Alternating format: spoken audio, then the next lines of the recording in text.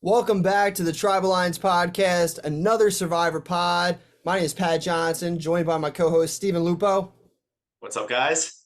and I'm joined by two very good friends of mine, Ty Owens, Matt Kulper. Introduce yourself, Ty. What's up, Ty?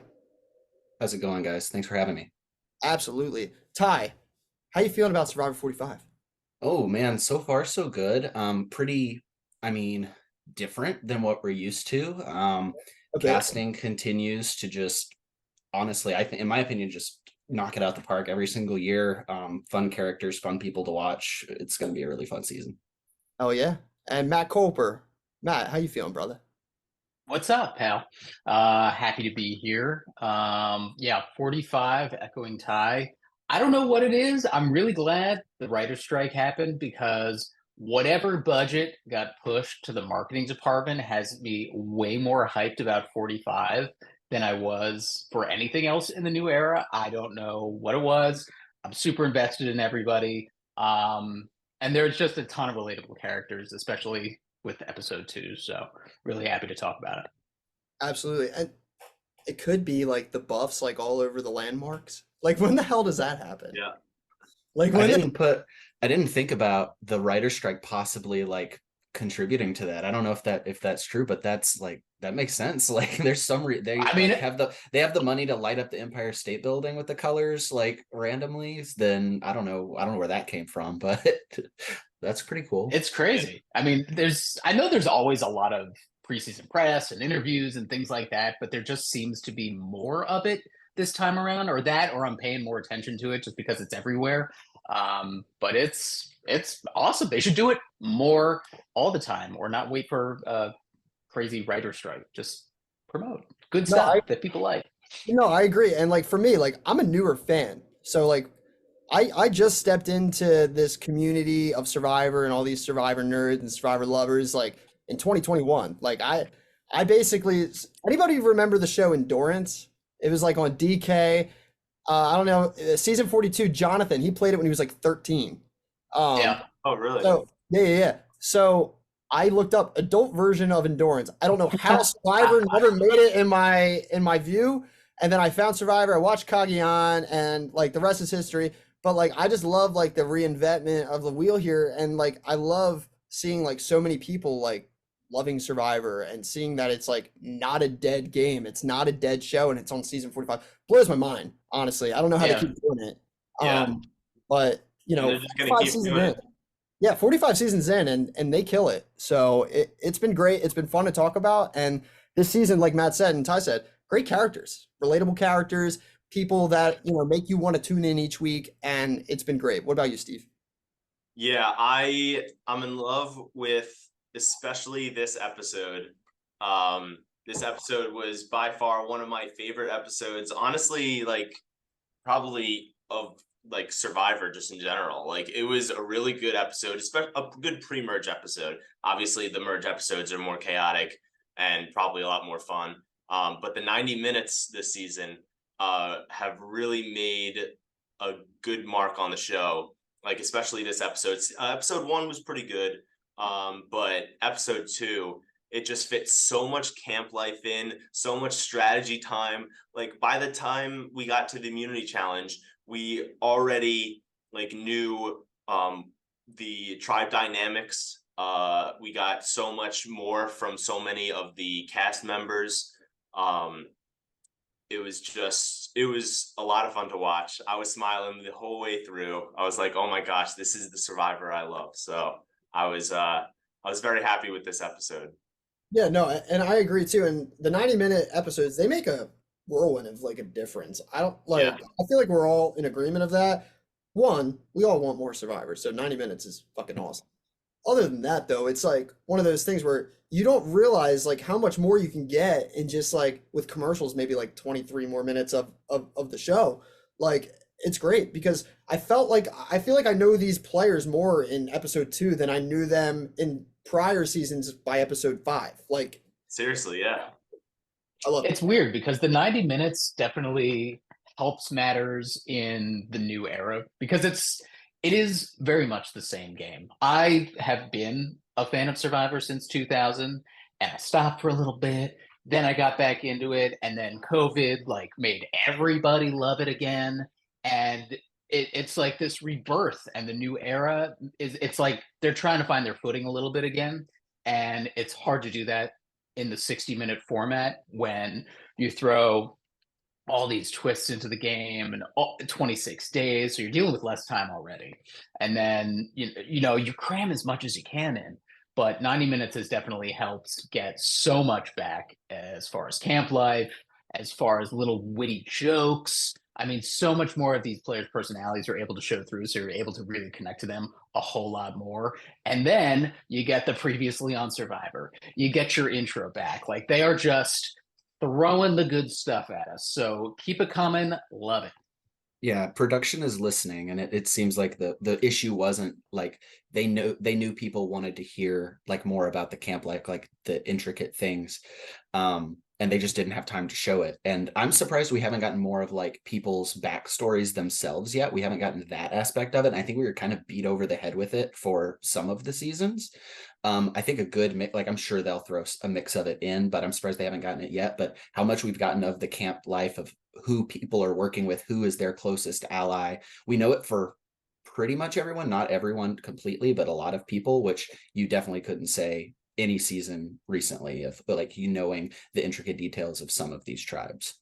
Yeah, it's been very Lulu heavy. It's been very Lulu heavy. Sure. So I feel like organically we have been getting some of that backstory, but it doesn't feel forced the way it might have in a 60-minute format, because we're naturally hearing about all that stuff with Brandon, for example, like how long he's been trying to get on, how long he's been a fan, his crazy, like super fan nerddom. Like, listen, I'm a fan. I'm a super fan on paper, but like he's rattling off second boots in order. God bless the kid. I can't do it.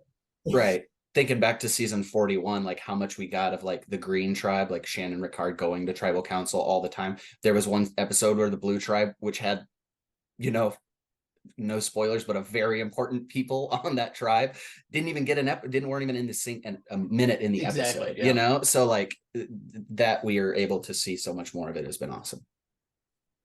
I could have been more too. What were you saying? Just the fact that we're not getting any of these like sob stories, and we're getting more of the camp life, more of the strategy. I really like that. Like, sure, like sob stories are nice and whatnot if you're about to go home, but like I connect more with you off of like the good gameplay, the funny jokes and confessionals, like stuff like that gets me excited to watch you and root for you, not hearing all your sob stories. So I think having the less sob stories, but still some, which is good, sprinkle them in throughout the season. Getting camp life, the jokes going on at camp, like the silly stuff that would never be in a normal episode. Like Dee talking about her toe, like that's never going to be in a normal episode, but they got to show it, like silly stuff like that. She should get royalties for that, by the way. Yeah. Should be so many people just screenshotting. Yikes. Come on, you weirdos.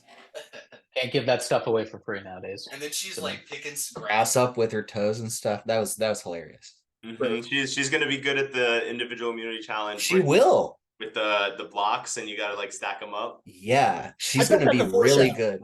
I bet that's a foreshadow, low key. If there's any good edit readers, they're probably thinking that's probably coming.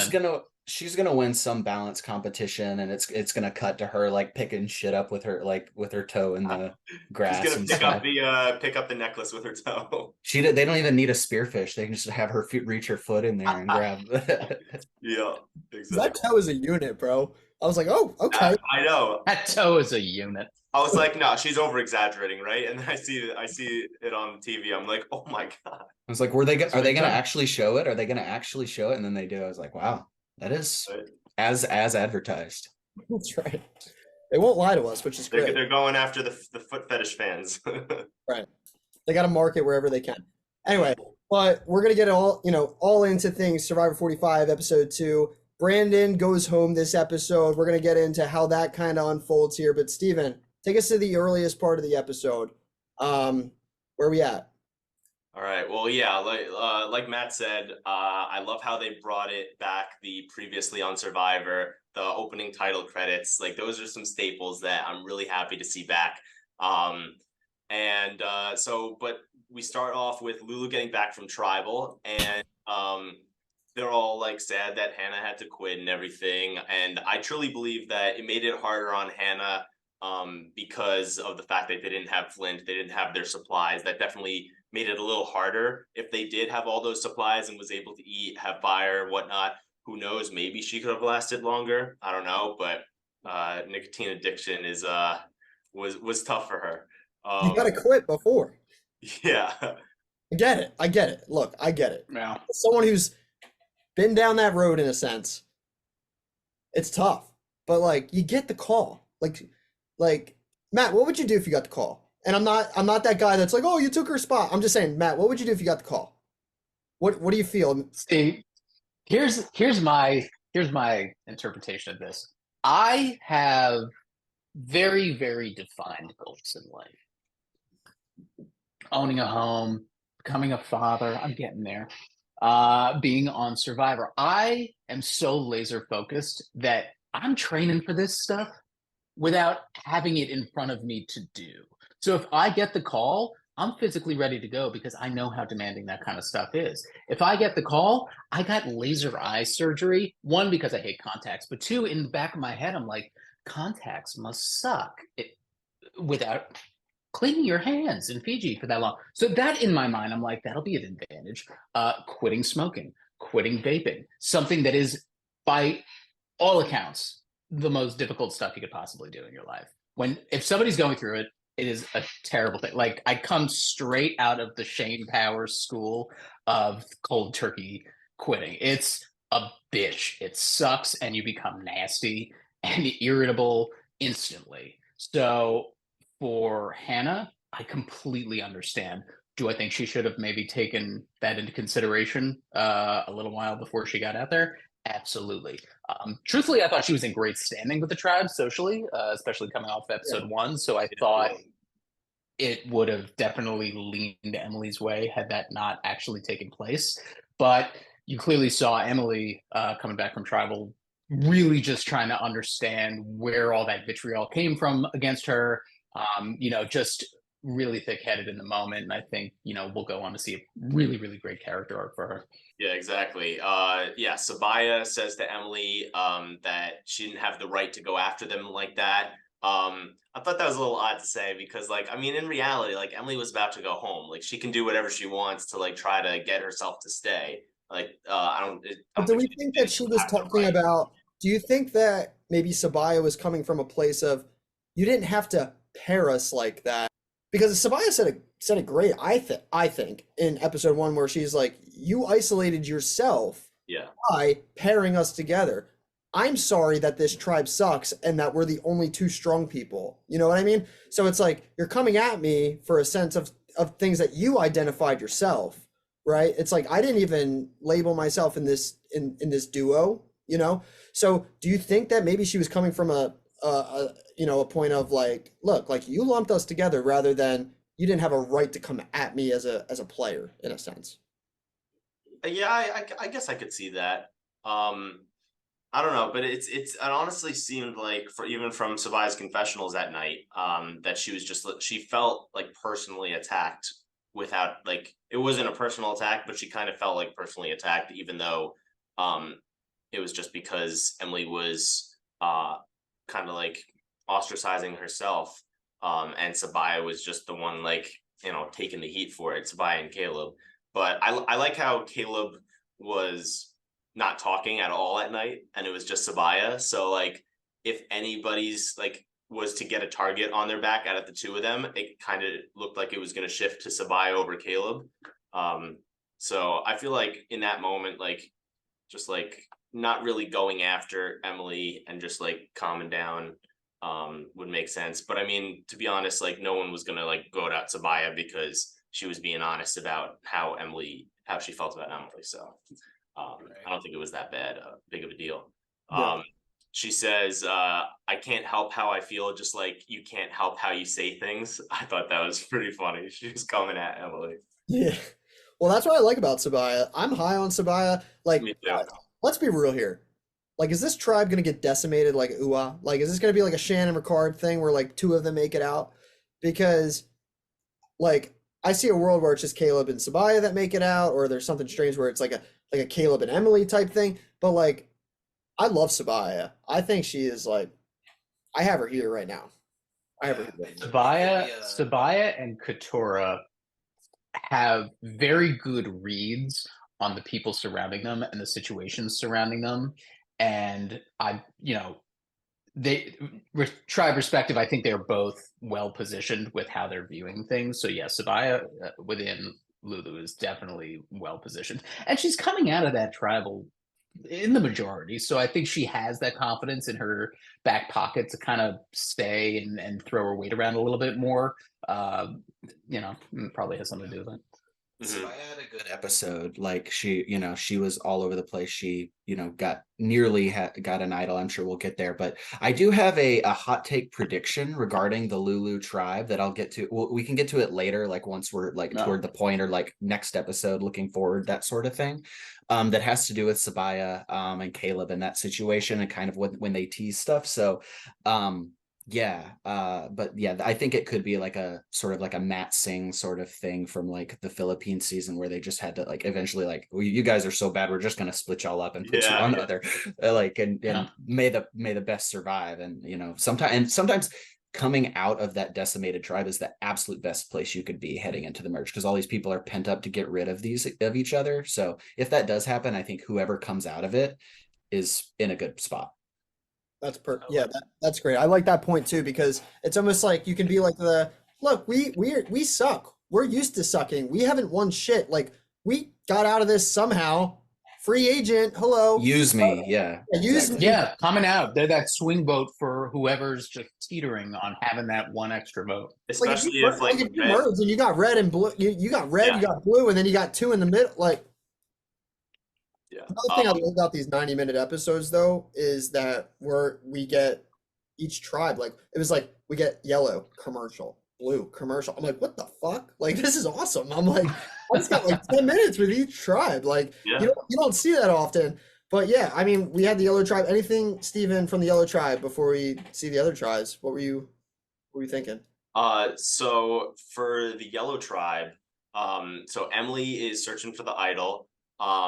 And Lulu decides to split up the girls and guys in order to find the idol and make sure that Emily doesn't have it. But Sabaya says we decided to include you in the group. This is us including you by having the girls go together and the guys go together. Emily sees right through that. It's so easy to see right through that. Obviously, it's so that she doesn't find the idol alone. And Emily just says it straight to her because, like, who cares at this point?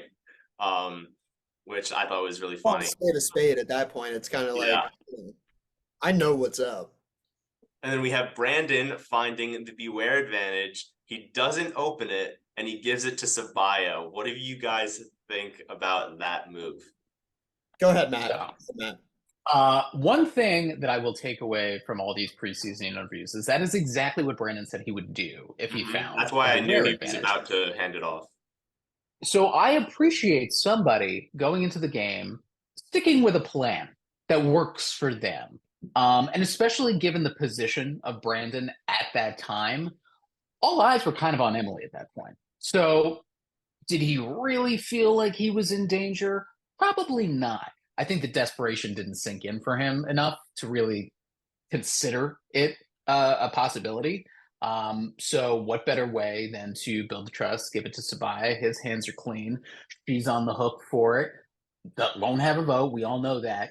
So, I personally, in that moment, given his mindset, probably would have thought a lot of the same way.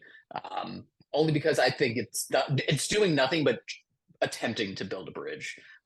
And two people know about it. That's a bond. He's absolutely right about that. They can look for it together, use it together, try to position something off of it together. Yeah, no, I agree. So when I tweeted, like, as soon as Brandon, found the Beware, gave it to Spy, whatever, I tweeted like Brandon with a bunch of eye emojis because I was like, oh, here we go. We're going up, right? Because I thought it was brilliant move. Because if I find the Beware, I don't want it because I know what the cost is, and if you're on a tribe that you know is going to see tribal a lot, or maybe can speculate that you're probably going to see tribal a lot, I don't want to lose my vote. Your vote is everything in this game, especially early on. So I love the move.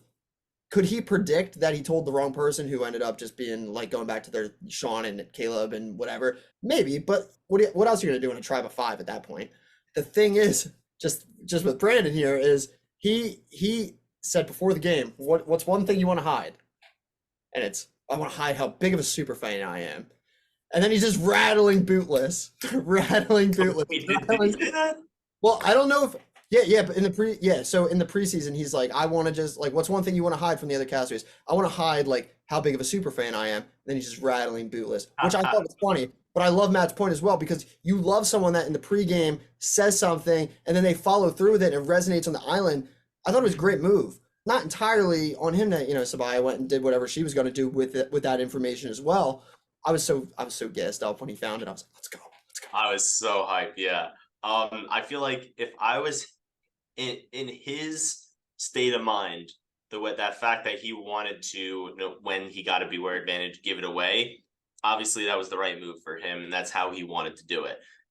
If it was me, I feel like if everyone knew I had it, and I was in the majority, then I wouldn't want it.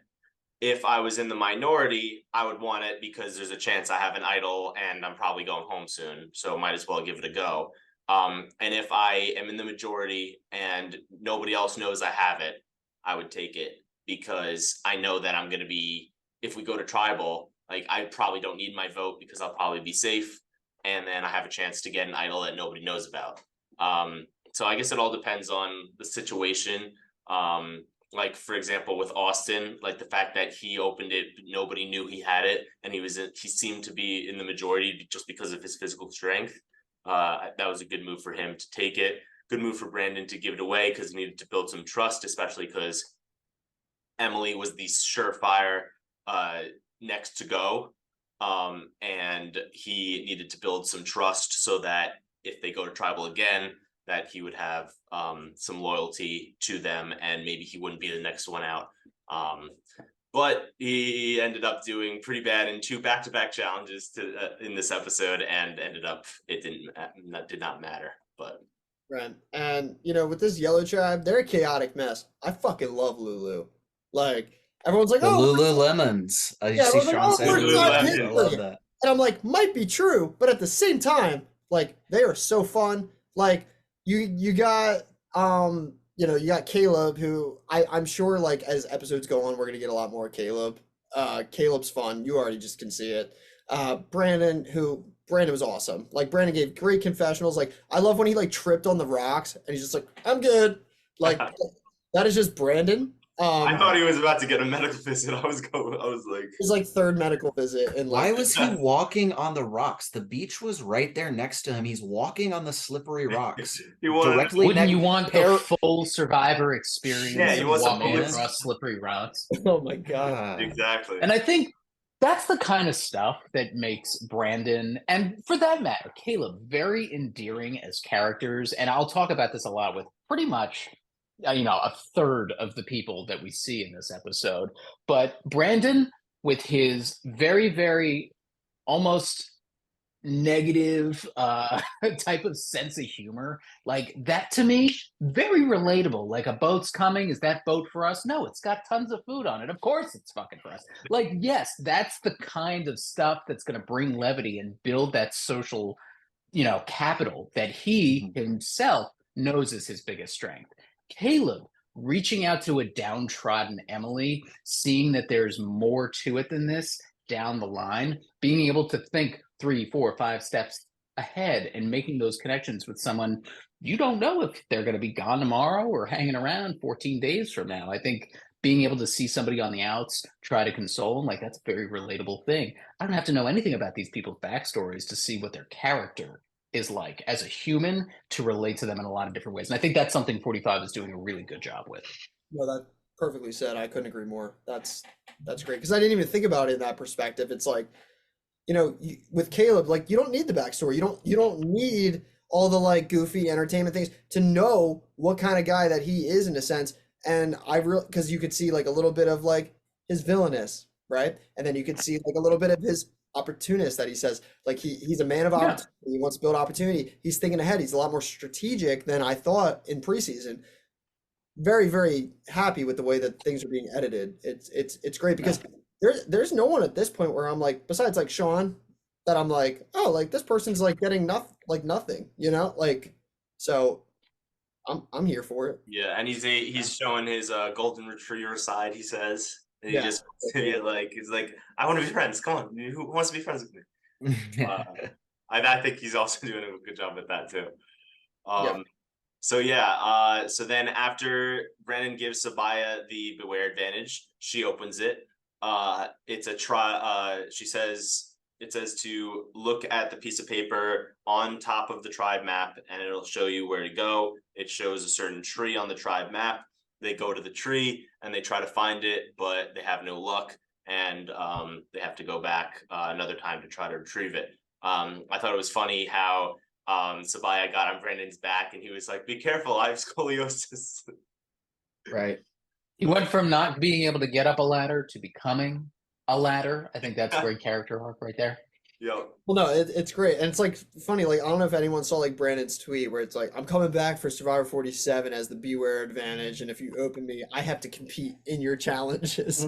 Like, Dude, that's so funny. I didn't even see that. like I'm just so glad. Like Brandon, like all right, so I don't know Brandon like crazily in a sense. I met him twice, right? And he's someone that like lived very local to me, and we message each other like, holy crap, we live so close to each other. We have a tons of mutuals. How do we not know each other? So we kind of talked a little bit. And one thing I could say about that guy is, and for all the people out there that are like using their Twitter fingers to talk crap, like you're entitled to whatever opinion that you want. But Survivor at its core is a society, and it's a psychological test here. And it's like we don't want 8 alpha males and 8 women that are beasts of challenges. Like we need diversity. We need things that are like natural at its core. Like, so I just think that Brandon just showed a great positive light on just being someone who's living your dream, someone who wants to be themselves out there and isn't going to hide for anybody, and someone who's going to stick it out. And I think, Brandon will say, I got, not a challenge, but he's a little unlucky here, but he's someone who still got to play the game, and it inspired me a lot. And I don't know if it's because he's someone that's, a little bit like more local to me, or just because I resonate with the type of character that he is. But regardless of the outcome, Brandon was an amazing character, and hate to see him get the boot, but he inevitably gets the boot. So let's shift it over to the Red Tribe. I want to hear a little bit about the Red Tribe here. All right, so Jay, Maya, and Drew, they're trying to decode the message on the flag. They think that has something to do with an advantage. They're right, but they don't know exactly what it's for. Austin waits till everyone's away from camp and uses his like decoder thing to decode the message. And he figures it out, but that's all we get from him. We know that probably based on the next scenes, him and Drew are going to be looking for the advantage. So we'll see what happens with that, but hasn't found the advantage yet, was able to decode the message, and that's where we are with Austin. We didn't get too much from the Red Tribe early on in the episode. We'll get more from them later on. But now we go over to the Blue Tribe, and crazy Uncle Bruce is living up to his name as he's a fucking dad, bro. He's acting like a dad. Like he's trying so hard to be an uncle. He's coming across like a dad. Like just like it's just like he's trying too hard to be Uncle Bruce that he's just so dad. Like why are you playing peekaboo on the boat, Bruce? Like I love this stuff. Like he's trying to make everybody laugh. He's making faces, weird sounds, dancing around, making everybody laugh. Ty, do you have big dad Bruce energy now?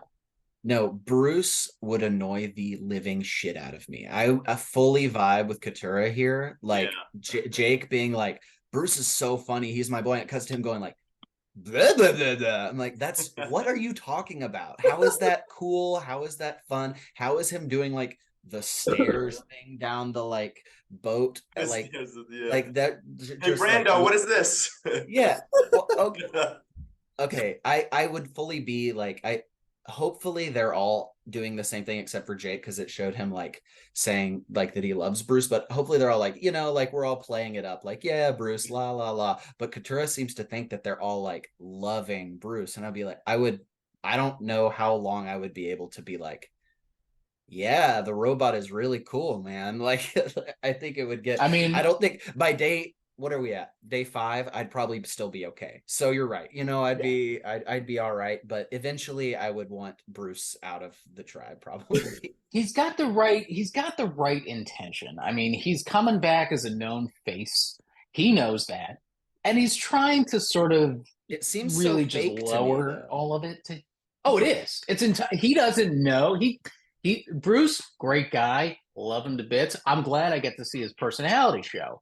But he's got to do a better job at reading the room, because some of it is a little goofy, given the general age range of his tribe. I think he just needs to reel it back a little bit, or else you're going to just end up getting all that Katura resentment across the board. And I get it. I'm both people. I'm like annoying like Bruce, but I'm not there yet.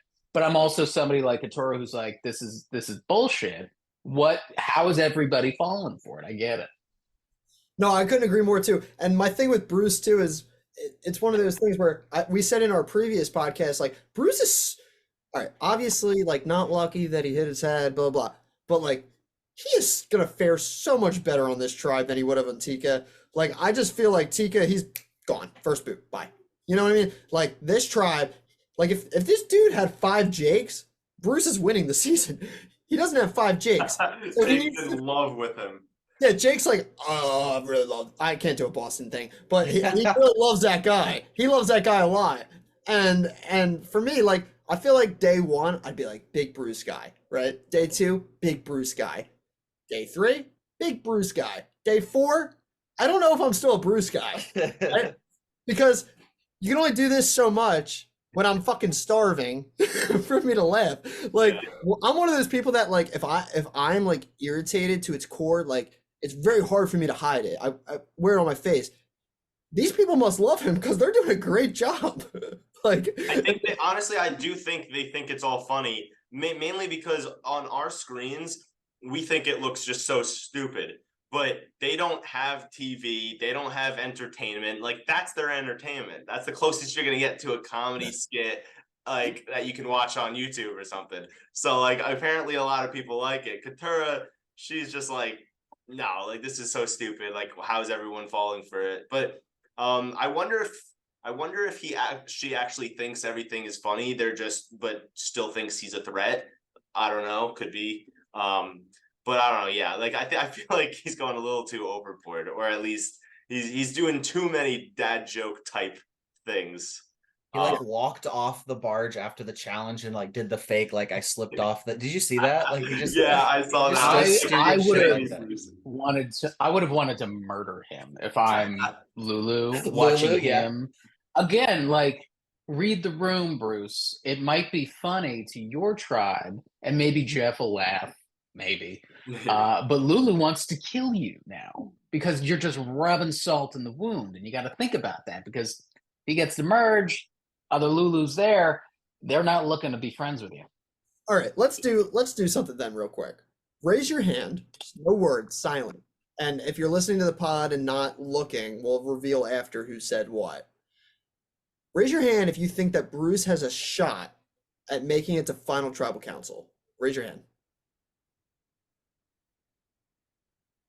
Okay. Yeah, if you're nobody raised no one raised their hand. Right. And you know, I thought it was just like really funny when like he's like name dropping and then you just hear like Kane. It's like, oh, Kane. Okay. He picked a random one. Yeah. So, like, how do we not get? Yeah. So the coolest guy. Yeah, coolest guy. Anyway, arguably, he's from Canada. Hey, Canada.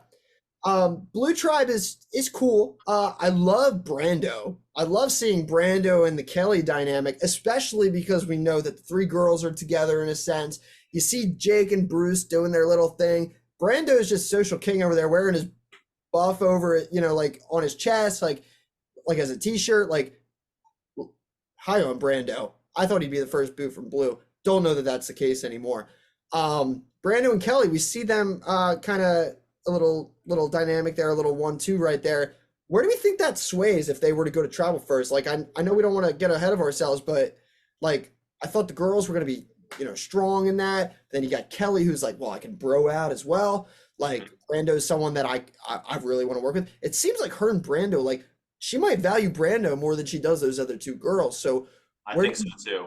Yeah. So yeah, I feel like Brando and Kelly are definitely in the swing position. It seems like the guys want to pull in Kelly as their fourth. The girls want to pull in Brando as their fourth. So it's really, those two are definitely the safest on the tribe right now. They have all the power.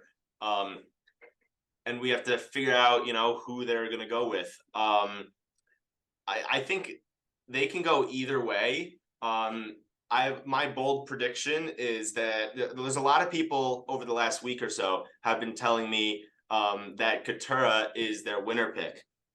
My bold prediction is that first time they go to tribal, Katurah is gone.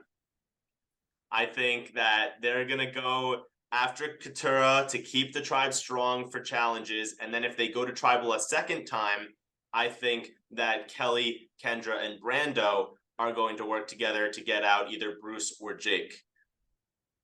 And then I agree with that bold prediction that you have there. Yeah, I think that I think she values those guys over there a little bit right now. And I think that Kendra, she's closer with than Katurah, so she would be exactly the expendable one of that trio. Yeah, I think they might talk to Kendra. And also, I'll talk about this again later on, but in the next scenes, it has Kendra. What did Kendra say? She said that she might lose her shit. And it like she's almost crying and like freaking out.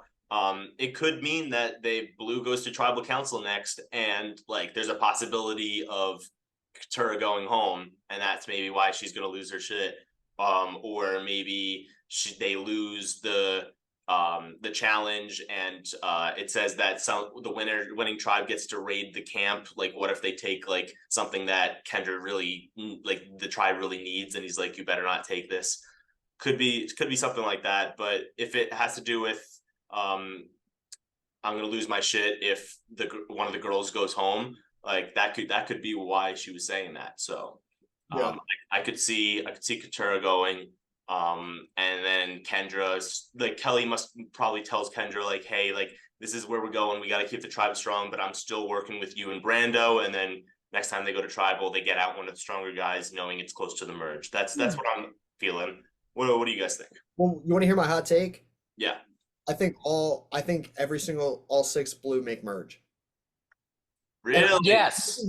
You said it. I was gonna say it. And this is when a puzzle's not there, they're going to tribal. Well, listen, all six make merge, but a Blue doesn't win.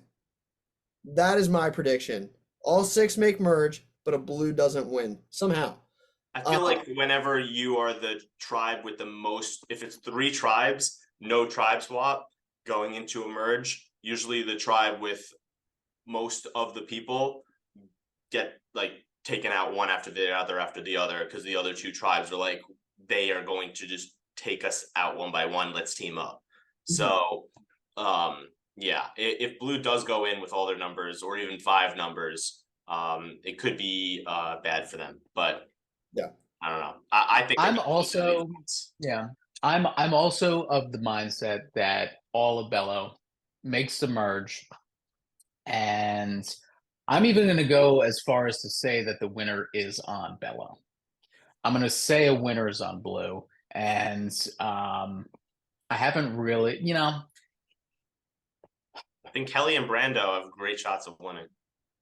I think Kelly from the get-go, from preseason, it was some of the most sound answers I've ever heard on their preseason interviews. Just very aware of themselves, but not to the point of being washed with the fandom, washed with the game bodiness, not playing the game as if to say, what game move should I make? But what makes the most sense for the circumstance and the people involved.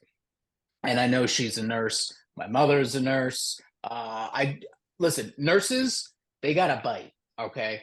And she is very, very much in a position to take advantage of the way, she's got good bedside manners, so she's got a good vibe on everybody. I'm veering away from the point here, but I also do think Katora has a really, really good shot, and I really do think that's been with her reads in the first 2 episodes, just very aware of her surroundings. But again, Bello, I think is in a really, really good standing. I don't think they're weak really in any area. But next week, I don't know what's happening with Jake. It looks like he's falling down pretty bad. Yeah. I think that was, I don't know. I feel like he's trying to act like Uncle Bruce, and that was probably him like pretending, like going down to his knees to pretend like he's a dog or something, like peeing on the fire. Like, I don't know. Like I feel like that's not him actually going down. Like It's a red herring. Over and over again. It doesn't seem like he fell down. Fingers crossed. I don't know. Or it could be because he's just getting faint, but I don't think it's like a medevac type thing. He just like didn't have a lot of water that day or something. Yeah. Ty, what are your thoughts on the Blue Tribe and their Kelly was my preseason favorite too. So I do think I agree that, it's tough to win. It's not unheard of, obviously, to win if you go into to merge with the numbers. I think they're in a good spot. I think Red is in a better spot. They seem really, really strong in challenges, like really diverse in their skill set, and they're going to be able to sit people out to like really strengthen themselves, as will Blue. So I have a really hard time seeing like either of them going to tribal council very much, if unless it's like a double elimination, or unless they really I guess Lulu's not hopeless without Brandon really dragging them down, I guess, but they gotta win 1 or 2. They'll have to, they can't, it surely won't go all the way. But one of those tribes is probably likely to not go to tribal council once until merge. I would say at least one of those, and I don't know which one it'll be, but Red and Blue. I fully agree that Kelly and Brando seem like they're in the best position. Those two seem rock solid, seem awesome, and I'd love to watch everyone. I don't want Blue to go to tribal because I really like everyone except for Bruce. I don't not like Bruce. I don't like watching him very much, I guess. I don't know. I'm okay with him going early too. Yeah, but everyone else I really like on that tribe, so I'm fine with them not going to tribal very often. Yeah, that'd be great. Yeah, couldn't agree anymore. So when we get back, we're going to take a quick commercial break real quick. When we get back, is there a tribe swap in our future? We're going to speculate a little bit.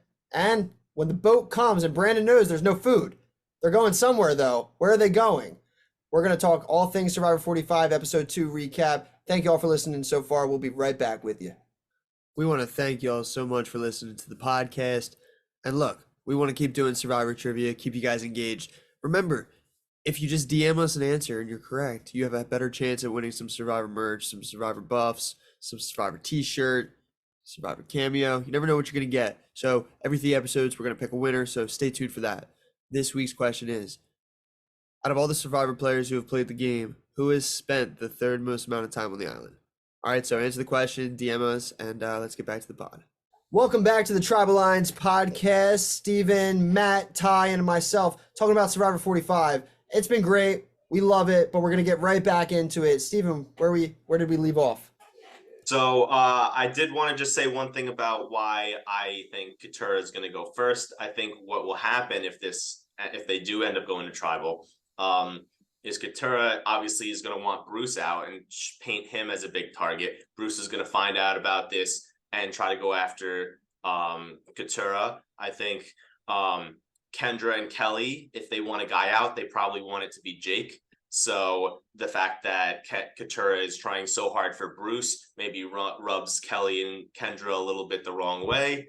And that results in them getting rid of Katurah, as long as they know that Brando is on their side for the next vote to get out a guy that they want, which will probably be Jake or something like that. So that's what I'm thinking for my reasoning to why I think Katurah might go first. But we'll see what happens. But yeah, let's jump into the Red Tribe, Reba. So we have Julie leaning into her mom role, which has been working out really well for her. She has a really close relationship with Dee. She makes alliance with Drew and then tells Drew that she wants a 4-person alliance with her, him, Austin, and Dee.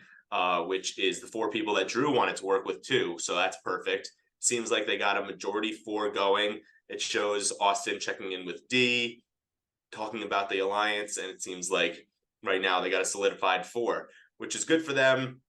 Bad for J Maya, bad for Sifu. My draft team from our podcast draft is looking dead in the water. Fucking So ass, bro. terrible. You're fucked. Brandon's gone. No shot. Emily wins, and I wouldn't say that, but keep going.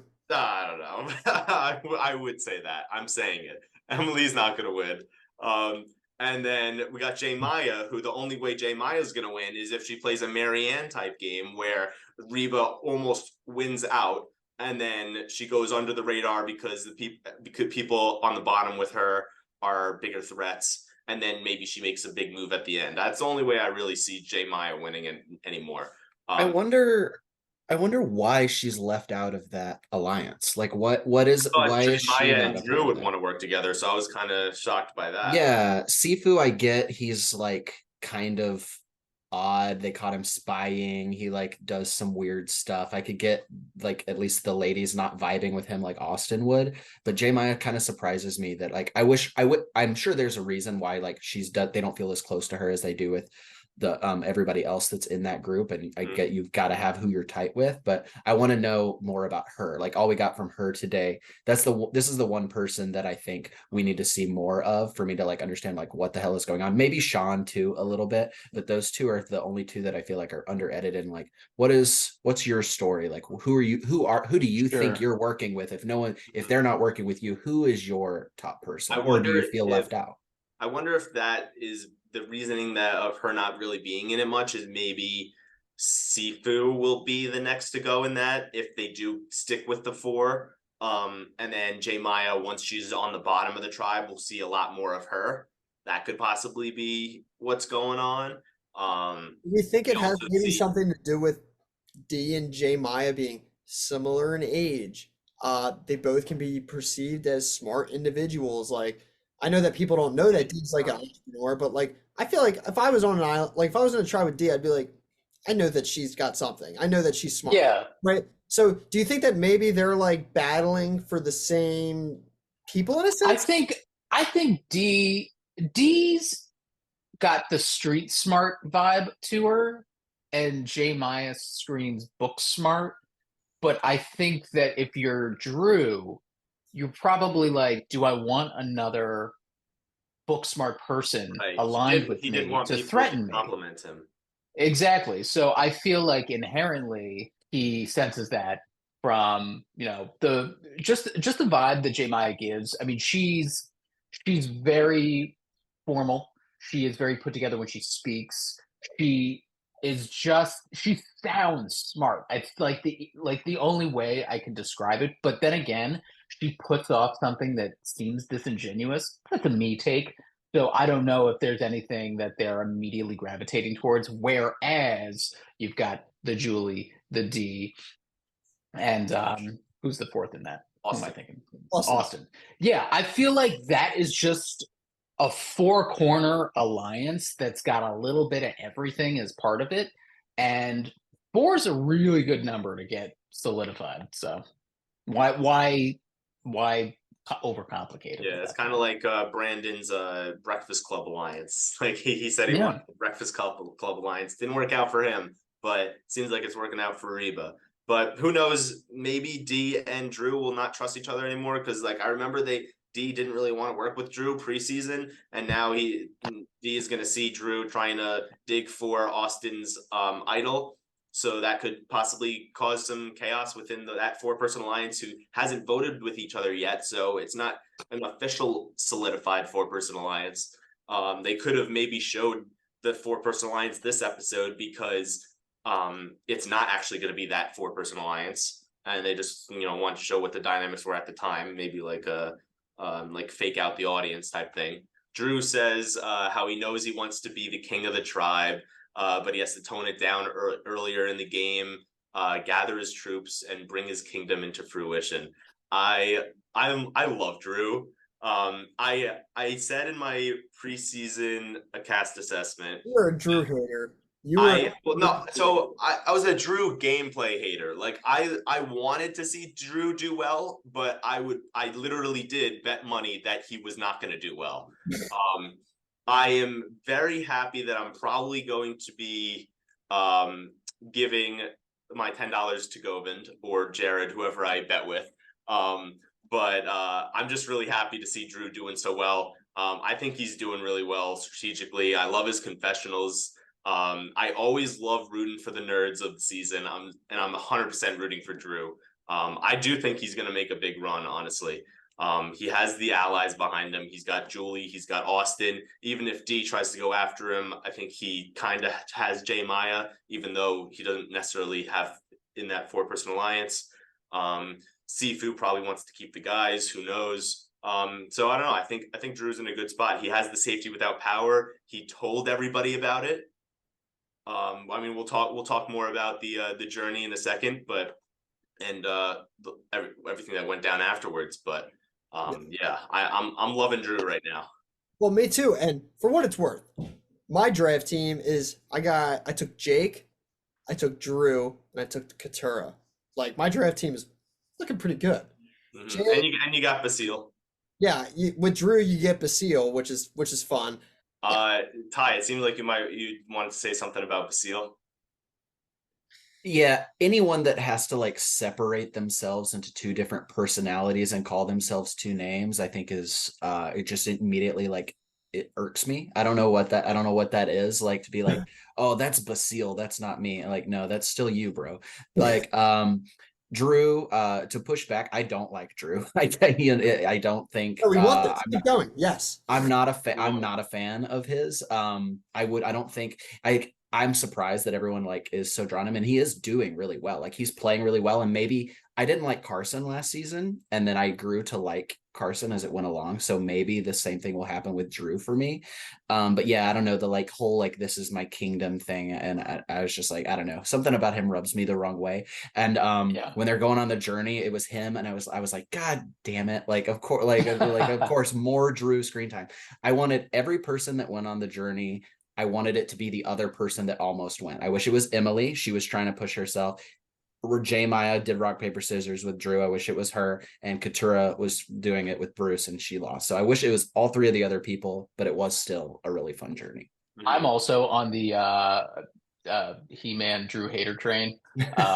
He to me is the antithesis of everything that like I just don't care for as a person, especially like, you know, growing up, those very egotistical, didn't have to work hard, you know, he's tall. I don't need to hear anything from a tall person. It's a personal thing.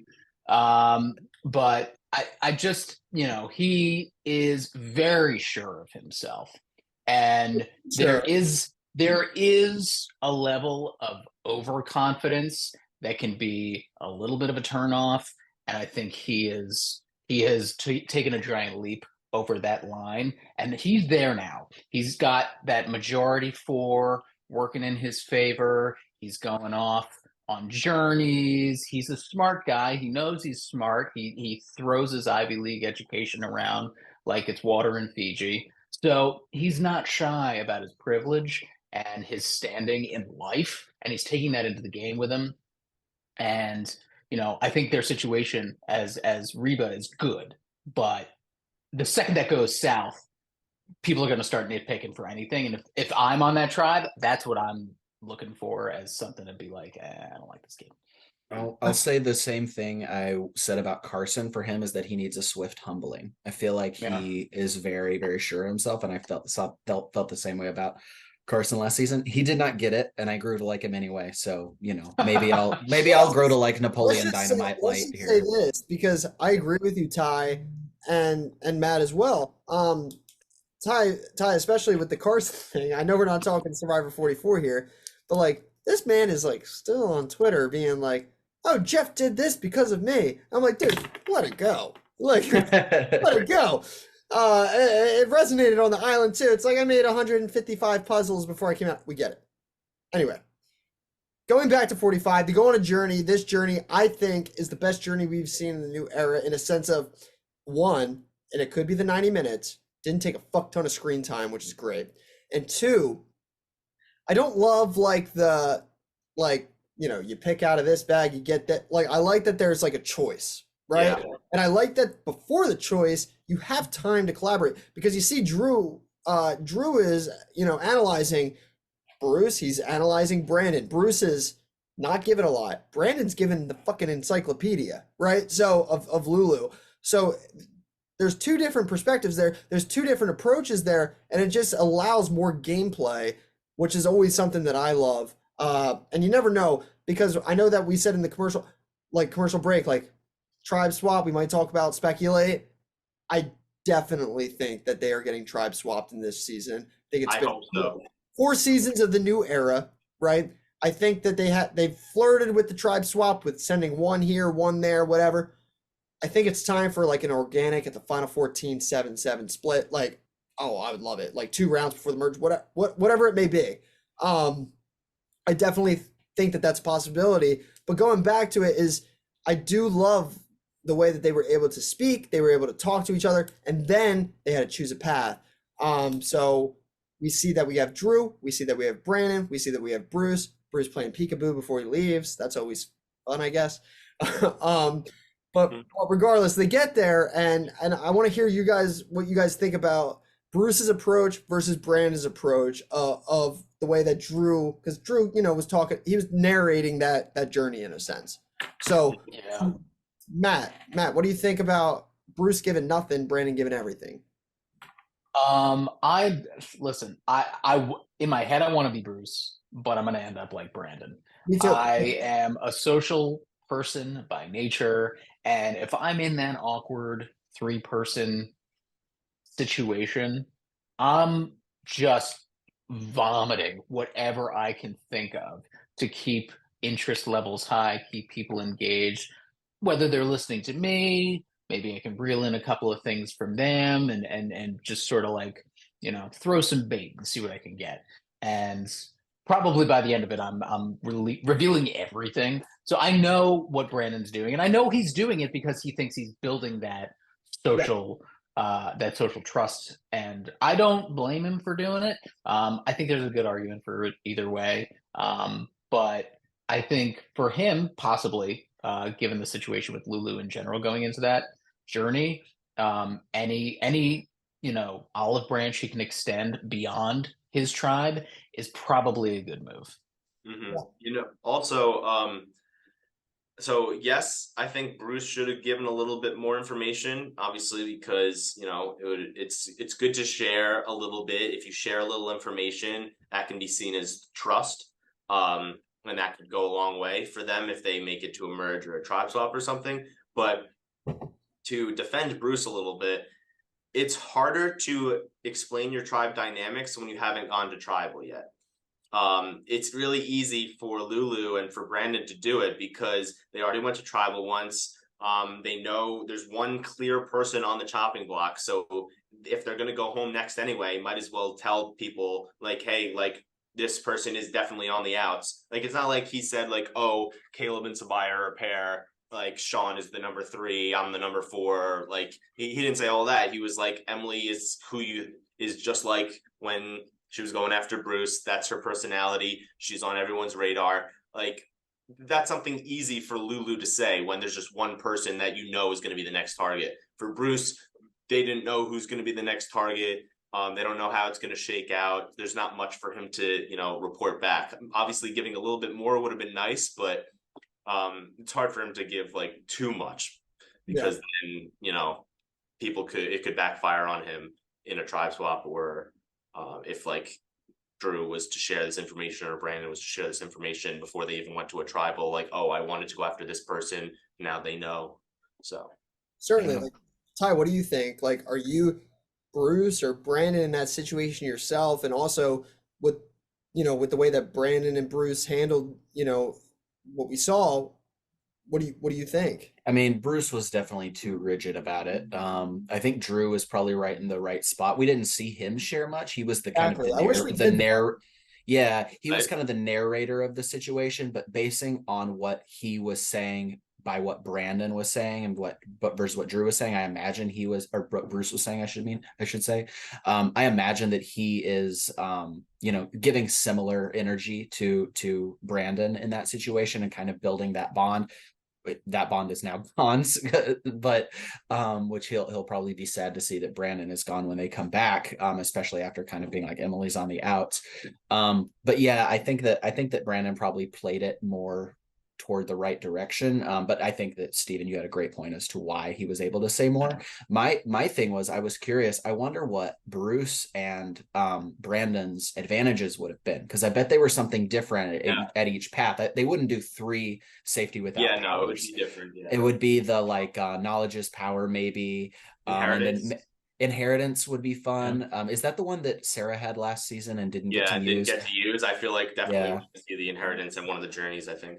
For sure. So that would have been fun to see what those other was, but they'll probably figure out a way to get those back into the game regardless. So right, and Jeff loves knowledge is power. Like Jeff loves. You got to think it was no doubt 3. Yeah, I don't think that the knowledge is power is going to be included again in any of the seasons, especially with all the hate that there was in the Survivor community about it. I would definitely think Inheritance is going to be back. What I would like to see back is the 50-50 coin. That I think that would be very interesting. It's like it's a immunity idol, possibly 50% chance that could be. You don't like it? I'm not big on the 50-50 coin, but I think the opposite about the knowledge is power. Yeah, it gets a lot of hate, but I think it's the omnipotence of it, like existing, scares people enough to like start trading their idols and shit. So as soon as someone even sees that is a possibility for something, it's gonna throw shit into it, which is the whole point of knowledge is power anyway. So I think they're gonna have to keep bringing it back a little bit so people know it's not gone, because I think that Jeff not necessarily likes the knowledge is power because it's never worked properly, but it's the result of it causes good TV and good drama. So I think that Jeff and the production like that aspect of it. That's paranoia. I thought to myself, I was like, what's the point of knowledge is power? Is it to cause chaos or is it for it to work? Because it's not going to work. So I mean, it can certainly. I feel like they're going to do one or the other. They're either going to put the inheritance advantage in or knowledge is power. Like I feel like if knowledge is power is in there to this season, inheritance probably won't be, because they're not the same advantage, but they're kind of similar, because you need to know where advantages are and who is going to possibly play the advantages in order to use both advantages. So having 2 in the game is just kind of like repetition if you have both of them. So if there's inheritance, probably no knowledge is power. Vice versa, if there's no inheritance, maybe there is a knowledge is power. Yeah. Totally. Yeah. So, and for me as well, like, with the knowledge is power, I would love to see it back to see if it can work. Like I would love to see like where it actually just like fully just like works in the way that it was supposed to work, right? Because it does, like it does cause a lot of chaos, but we don't know. But we get to the journey, we see that they have a little chit chat session, and then they go and they pick a path, right? Bruce says, fuck that, I'm not doing that. So Bruce is out of it. We barely get any of Bruce there. He's like, fuck that, I'm not doing it. Whatever. Lame. Boring. Fine. Go ahead, Bruce. Do it. Because if I'm Bruce, crazy Uncle Bruce should be doing all kinds of stuff. That's what I'm saying. You want to be drunk Uncle Bruce, then you're going to play the fucking game, right? Because if he wants to be crazy Uncle Bruce, but that's the thing, he wants to be crazy Uncle Bruce in front of his tribe mates, right? Because if this was a challenge or like an advantage in front of his tribe mates, he's the uncle that's going to play Pong real quick and play, right? But he, I guess, in by himself, he's like, fuck that, no. So we don't get much of Bruce. With Brandon, he says something I think is really funny. If I can't do this, then put me on a boat back to New Jersey. Wherein then he gets a boat back to New Jersey. I mean, editing team, you're assholes, but at the same time, you're gold. He said it, man. He said it. He did say, and you do say whatever you say can be used against. But in the court of law and in Survivor. Right. So Brandon, for me, okay. I was blue-balled as fuck. I literally thought for a second, I was like, okay, he's gonna get something at least. He's gonna get an advantage. Perfect. Brandon ends up not, he's looks at 2 tiles. They're like, these aren't right. Holy shit. Because the whole time he's like, oh, that's not it. That's not it. Trying to pull the thing out. And that's all he wanted to do was pull the thing out. I was like, I want you to pull it out so bad. I know. Why didn't he go back and check that they were right before? Like you That's you my did question. you did it wrong. You did it every combination. He tried it every single possible way he could at They least showed us once. that. Yeah. So like, how do you? I mean, I'm sure he's a great guy. I'm sure. Oh yeah. I think he was just absolutely overwhelmed from the jump of this thing. Like he was in over his head immediately, and he just absolutely panicked. Like, how do you not know that the key to that game, being a Survivor super fan, is that there are tiles that are very, very similar. Drew is tossing them away and still doing it better than you. Like, I thought like that was a good it blew strategy, my yeah. mind. Yeah, And like in that moment, like the fan in him is so excited yeah. and so worked up and so overwhelmed that it's gonna get blurry. It's going to like just overstimulate that energy. So the 2 lines that look like this are really like that, but you're not going to notice the difference Yeah. because you're on a journey, playing a game Yeah. for an advantage on Survivor, something you've dreamed of for your entire And also life. Like, the time aspect. Yeah. If you're In in an 3 immunity minutes. challenge, if you're in an immunity challenge going up against another tribe, like you're going up against another tribe, not against the clock. In that, you want to make sure you get it right on your first try. So you might take a little bit longer time making sure the pattern is right. If you have 3 minutes, you don't got no time to waste. So you probably did it really quick, completely missed it. And also, with how long it probably took him to get the patterns matched up, he probably had enough time to do the 6 guesses, because out of 3 numbers, there's 6 combinations. So you try all 6 combinations. By the time that he tried the 6th one, time was up. So I mean, if I think I have the right answer, I might just get unlucky, and it might be the 6th time is the one that works. So I think that's why he didn't go back and check. He wanted to try all 6 first, and by that time, the 3 minutes was up. 3 minutes is just enough time to get it right once. Right.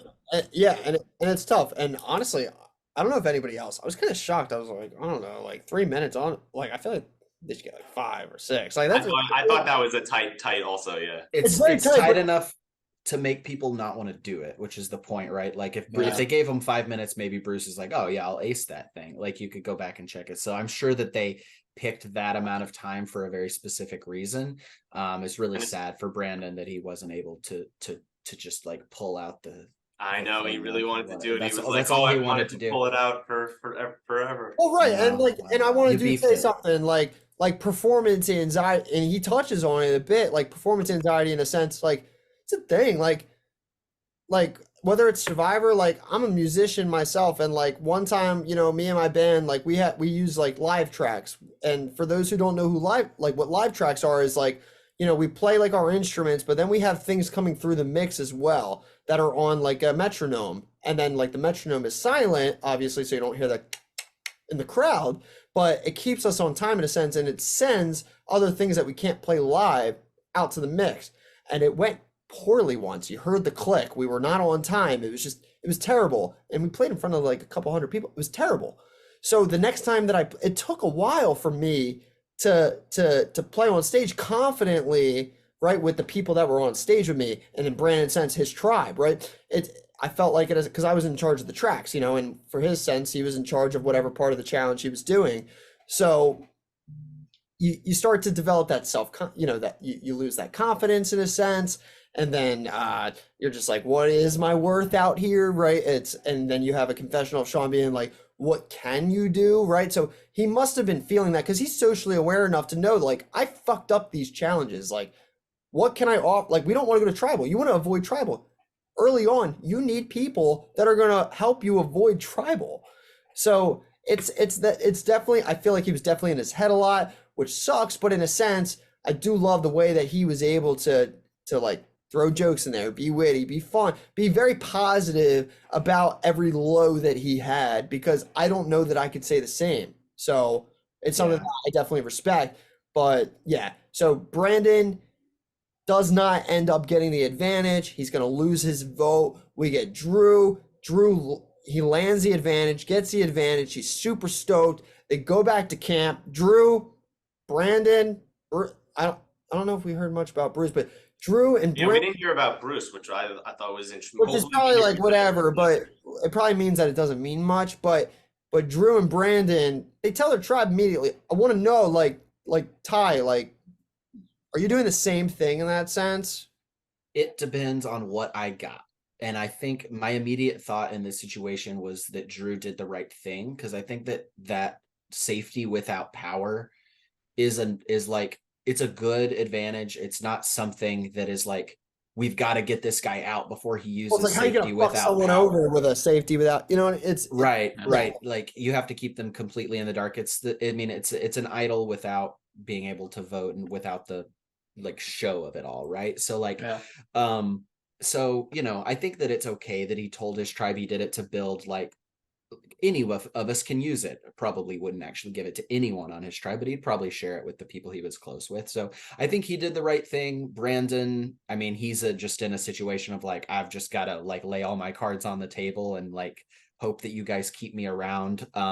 Maybe if I was him, I wouldn't say that it was like a puzzle. Like, I would have made up something else that I had to do and try or something. I don't know, because like that, it just made him look even worse that he couldn't do a puzzle, especially if he described what it was. And as he described, it's like a thing you give like elementary school students to entertain themselves. Like, I know the pressure got to him, and he like had a really good perspective about it all, but I might have done something different. If I would have probably lied a little bit about what it was to make myself look a little bit better to my tribe that is completely in the dark there. But I think Drew, I could understand him not sharing it, but I think in that situation, it does worse to like leave people in the dark than just tell them what you have. Yeah. No, I agree. And for me as well, like, we see they all get back, Drew spills the beans to the red tribe. It's kind of funny to me that, like, usually when like I feel like when someone spills the beans about their journey or something, they put like a little something on it that's like, but we did this, and that's not, obviously not true. I feel like they both like just told like the truth, like the truth, full, through and through. And we'll see if that, obviously, Brandon's going to be voted out. So we'll see if this for Drew, if that comes back to bite him in any sense. But I agree with Ty. I feel like, safety without power in a sense. It's like one of those things where it's like, I'm not too threatened by that. Thanks for being honest. Austin says, wow, I know that he's going to play a loyal game. I think it helps build into what Drew is presenting himself out there as. Because Drew says, I want to telegraph like all of my strengths. Like, I don't want to hide my strengths, which I think is a good perspective, because a lot of the time people come in, I want to hide this about myself. I want to hide that about myself. But he wants to telegraph his strengths as, I'm someone that you can work with in a sense, right? So we see that, we see that him and Austin are trying to pull off like a Steven and JT type thing.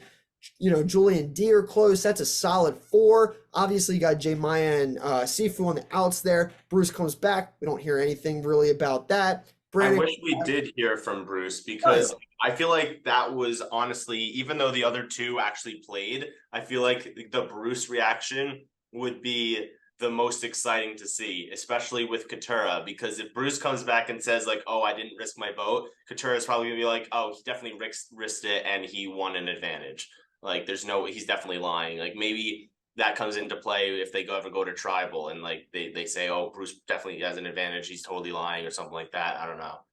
Yeah. I mean, it could go either way when you're coming back from these journeys. And I think historically, what we've seen is that any attempt to fudge the truth goes down in a ball of flames, and it's very, very easy to pick up.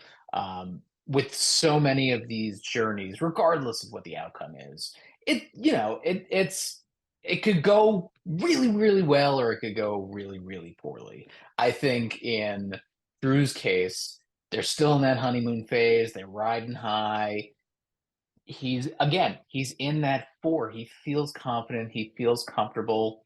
Why not just be open? And for him, it worked out. He got Austin to tell him he has an advantage. So now they are both entrusted into one another. Exactly. For Bruce, he's just on the edge of annoying enough that like he could have said anything. And I'd be like, it's bullshit. So who knows? It's also smart that Drew said that he'll use it for tribe purposes. So if somebody, Anyone believe that though? Like if someone I says wouldn't. to you I in a mean, I tribe, want to, but I don't. well, here's the thing. It depends on the advantage also.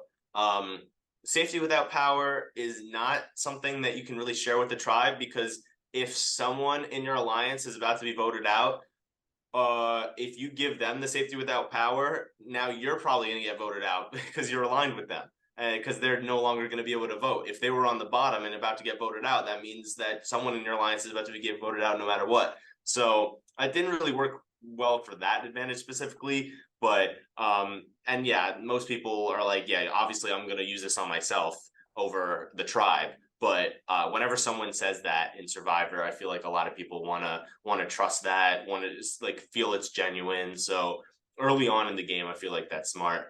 I have a question for you guys. Do you believe that Bruce, Brandon, and Drew made the right decision in not playing or playing for the advantage? If you were them in their position right now in their tribes, would you have done what they did, or would you have not, and why? I'll go first.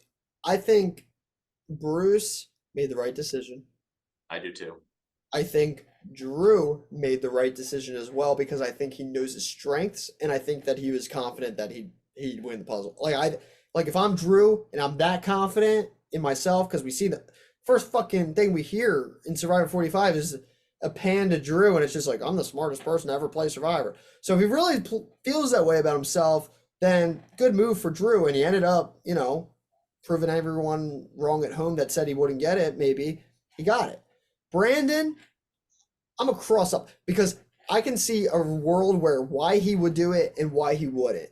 The thing that I don't understand is you give the beware to Sabaya because you don't want to lose your vote, and then Yeah, right. you do a puzzle where you had the possibility to lose your vote. He must have been very, very confident that he was going to get that puzzle done, right, and get it correctly. The other thing is, like, look, we're in a 5-person tribe. Emily's obviously on the bottom. You got, I mean, as far as the edit shows, you got Caleb and Sabaya at the head. You got Sean just being there, nothing burger, no offense. And then that could be, the edit. But then you got Brandon here, to where as if I see that, like, there's cracks for a player like Emily. Like if I'm on a tribe with Emily, I'm never counting her out. I don't care how outspoken she is. I don't care like how negative she may be.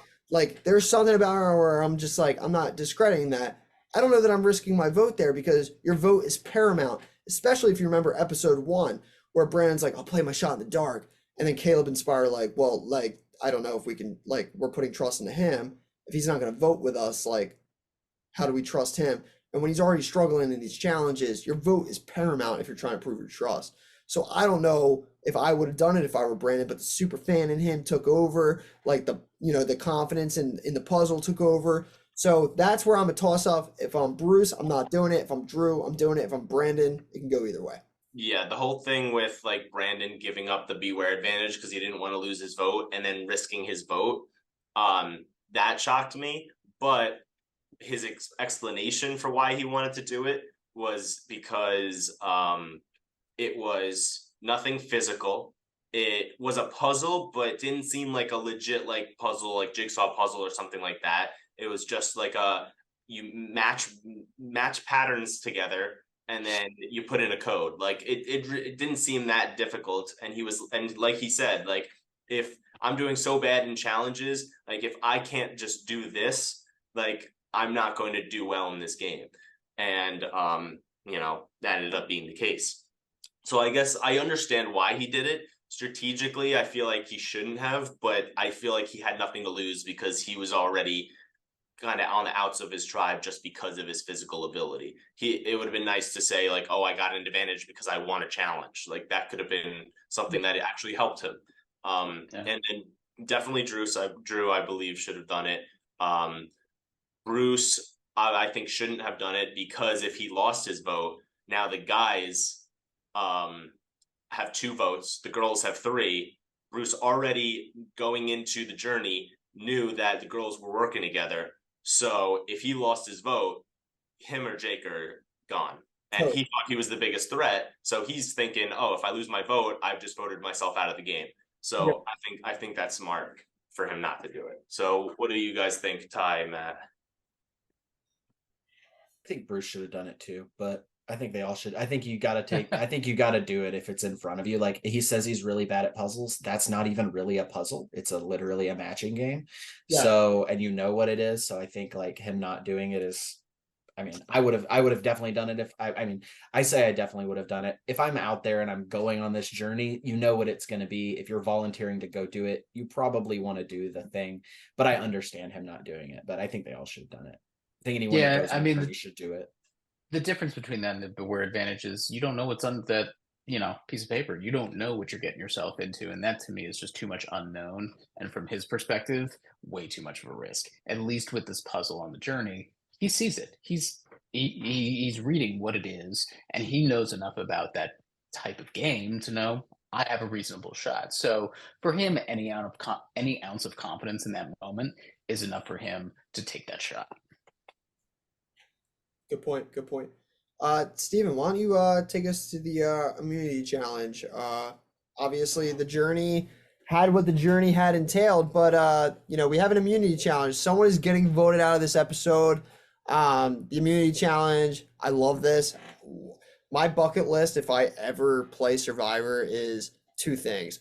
One, I want to do that and smack one of them fucking tiles. And two, I want like a Palau fucking challenge where I just gotta hang on a fucking pole. You know what I mean? I know. I want one of those challenges too. Yeah, like that has always been like my bread and butter. I know I talked about the show Endurance on Discovery Kids, like about Jonathan from 42 earlier in the podcast. Like they used to do that. It was called the Right to Stay. Listen to how fucked up this is, real quick. Like they used to take like 12-year-olds out to wherever it was, right? And they would have like 8 men, 8 women, right? And they would like compete in like a right to stay. And like if you were like the first to fall, like you don't even get to play, like you're out, like you just go home. So like a lot of it used to be like you hang on the pole, and if you were the first one out, like you don't even get to play endurance. 12-year-olds, it's fucked up. But not to stay on that like topic, I just had to like mention it. But yeah, those are my 2 bucket lists. But yeah, take us to the community challenge because I'm jealous because I want to do that. Yeah, well, one of my bucket list items was the idle hands challenge, and I'm glad I got to do that in my first ever live game going up against Pat. I beat Pat, by the way. I hate that. I've done that in both LRGs that I've played, and I haven't been that bad at it, but I suck. My hand shakes like this. Because I knew the right strategy, so I really wanted to try it in person. So that chart, just go at them, just go at the person. You get close enough to them where you can like reach for the idol, and then you get it really low, and then you just shove it up as high as you can, and while it's on its way. But some you can't do that. Unless they tell you specifically that you're not allowed to do that. Right, and I don't think, unless they make that rule, which that's not a rule in Survivor, so it wasn't a rule in competitive events, and so I was able to do it. It might be in others. Stay tuned for ones that it might be. Oh, God. Yeah.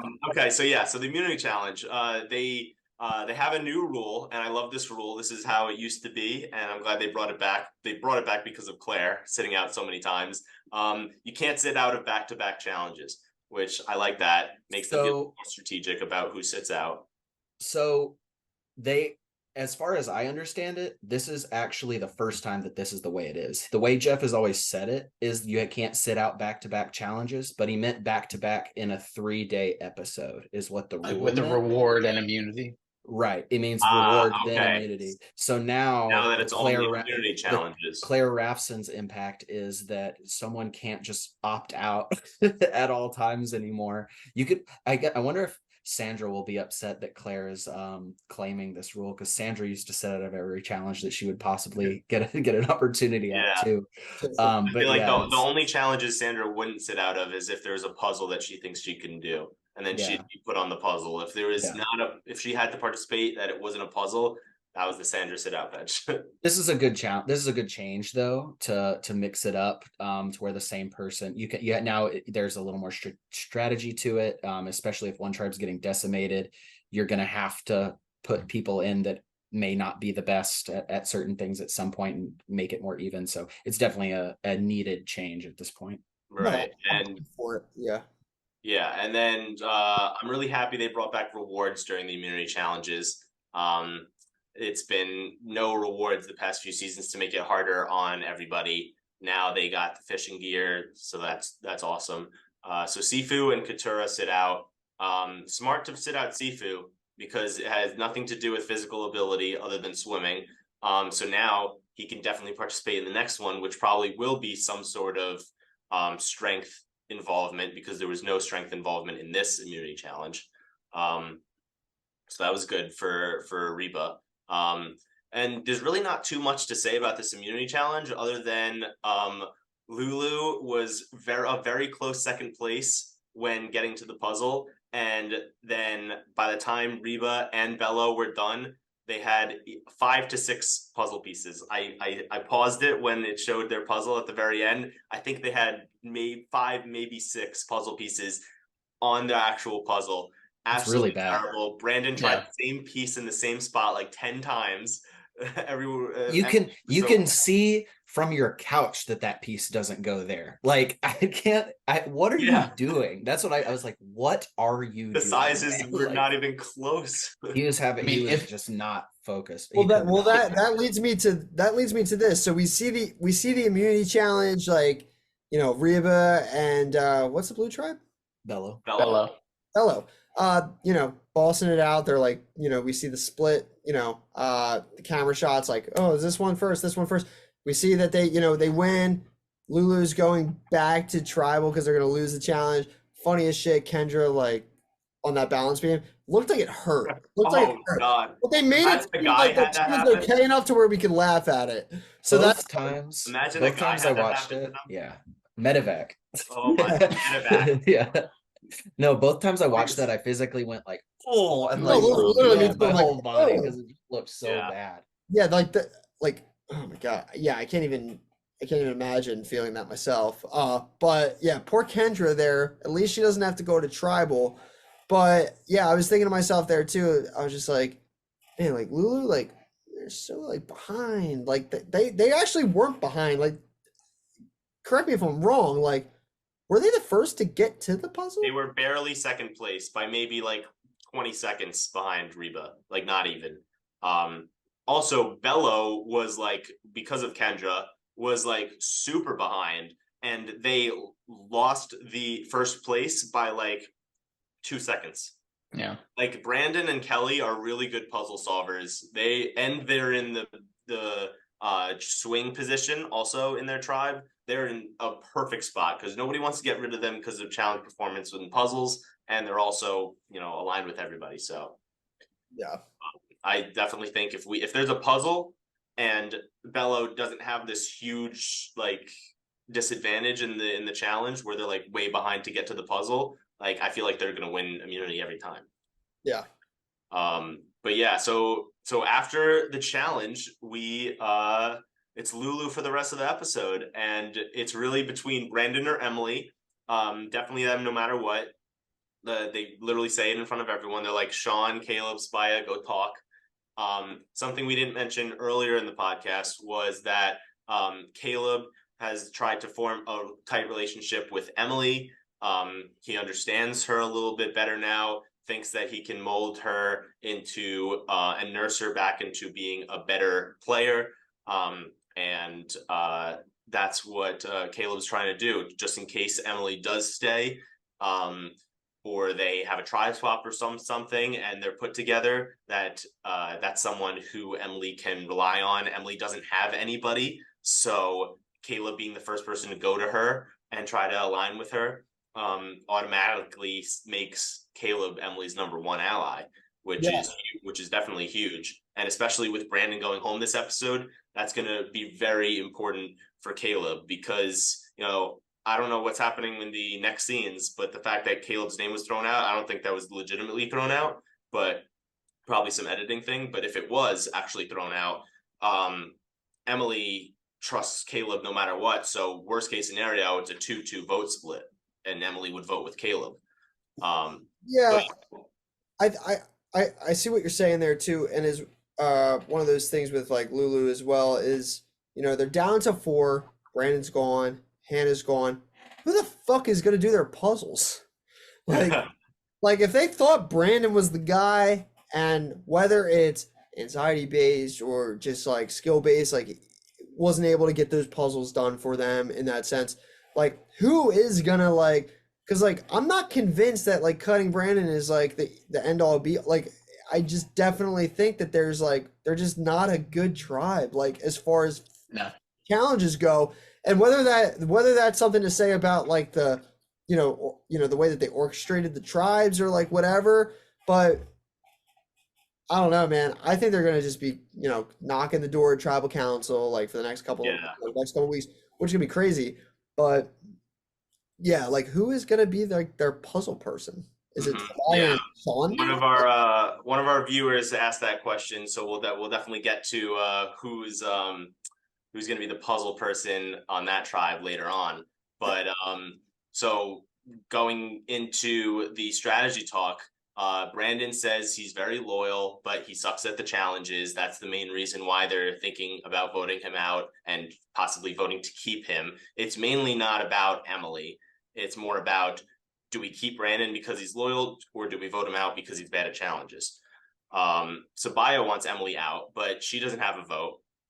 Sean seems to want Brandon out because of the challenge performance. Caleb thinks that if we keep Brandon, we'll lose the next challenge. And if we keep Emily, maybe we'll win the next challenge. We might still lose, but we have definitely a better shot. He also has developed this close relationship with Emily, so probably wants her to stay to be a number for specifically him and not anybody else, when Brandon would probably be closer with Sabaya. And then Sabaya, Sean, and Caleb go try to find the idol. It's in a coconut high up in the tree attached to this rope or vine. I thought that was really cool when they figured that out, that it was connected and then just chopped in and it went straight down. That was really awesome. And then the idol's in wax and they need to melt it and they don't have flint. I thought that was so perfect that the wax like part of the beware advantage, because I think it's different on each tribe. So the fact that they got the one with wax and they haven't won their flint yet is just perfect. So it's a great TV moment, and I want to hear from Ty and Matt off this regard as well. But feel free to disagree. Fucking idol in a fucking candle, bro. Like I understand that we're doing a lot here. I understand advantage this, advantage that. Fine, cool. But like what happened just like finding the idol, man? Like, you know what I mean? Like I want someone to go out and just find the idol. Survivor is harder than ever before. And look, I get that. I get it. I like it. I like that they're doing these different things. I think that it will be different on each one. If it's not, then it's a little less exciting for a tribe that has fire. My question is, what is stopping her from, instead of being seated at tribal council, standing up and standing behind her torch and just stand? Everyone knows she has it besides Emily. Just stand there, just burn that shit at tribal council, and now you have an idol. Now you have a vote. What's like? Is there a rule? Maybe she asked if she could and they said no, but she definitely should have asked if she was able to do that. Or there's a big fire pit right there. Go sit it by the fire. Maybe at least a little bit of it'll melt and you could pull the whole thing out of it. I don't know. I'm just saying, get creative with it. And something, my big thing with this is, and like, I like Emily giving her shot in the dark to them to try and build some trust. It's questionable decision, but I guess it helped. But my thing with that is, she doesn't know that Sabaya doesn't have a vote. If you're trying to keep Emily, you're trying to keep her, you're trying to build this loyalty, this friendship with her, right? What hurts you in telling her that you don't have a vote?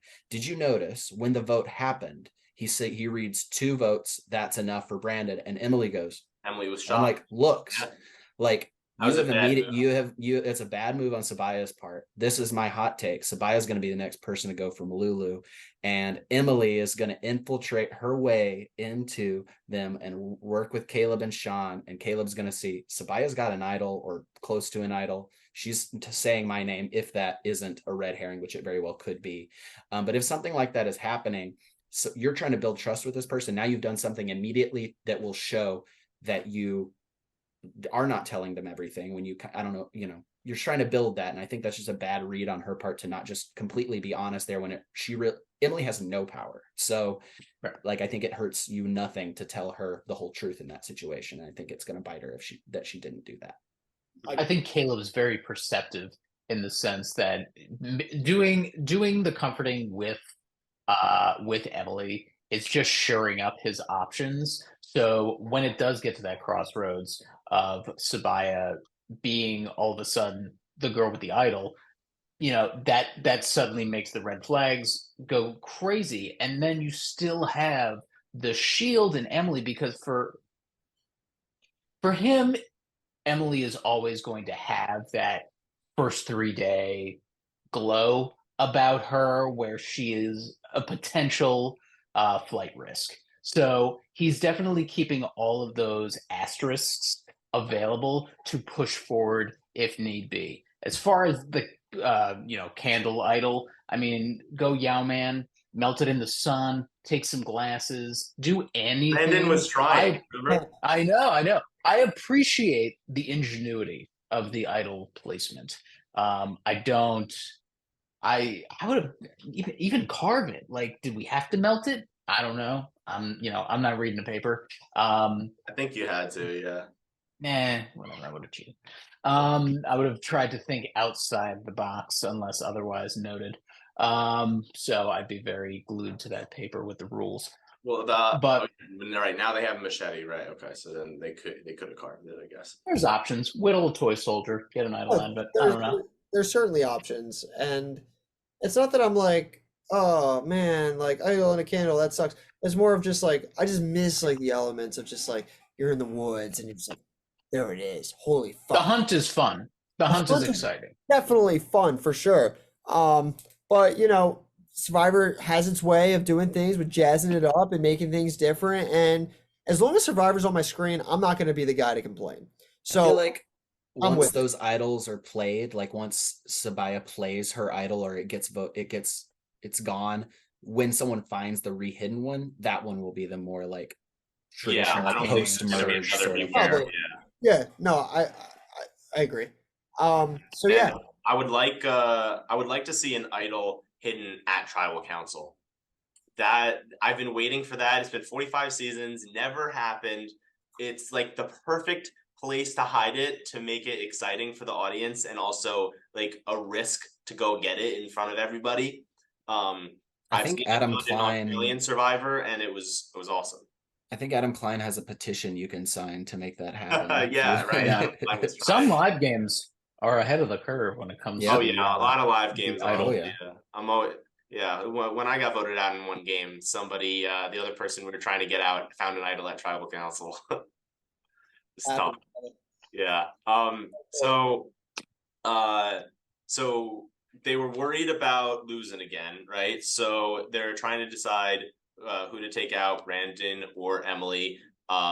If they take out Emily and then they lose again with Brandon, now they're down to 3, and then they're hoping they win out, or else they're gonna have to turn on each other.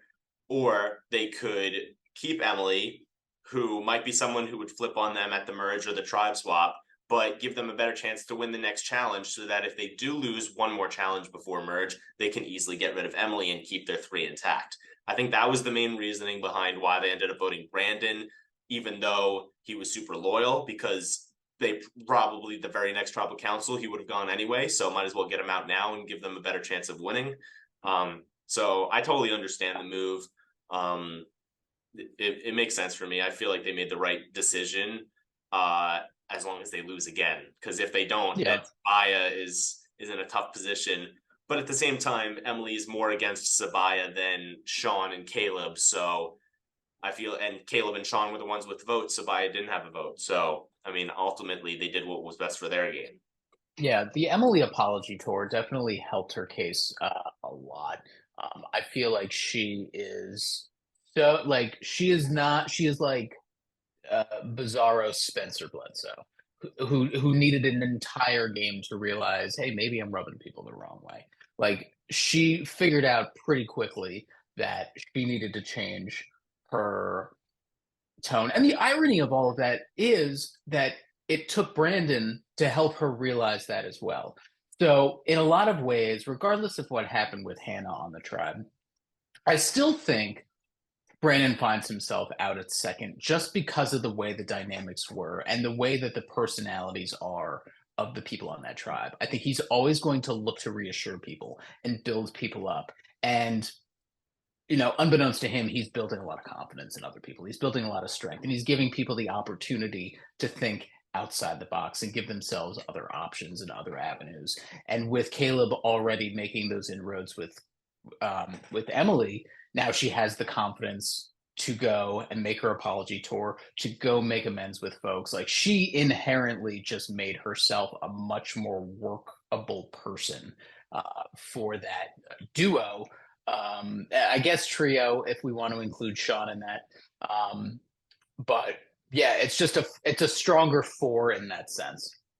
Well, I agree, and I think as well too, like, because I don't know about you guys, right?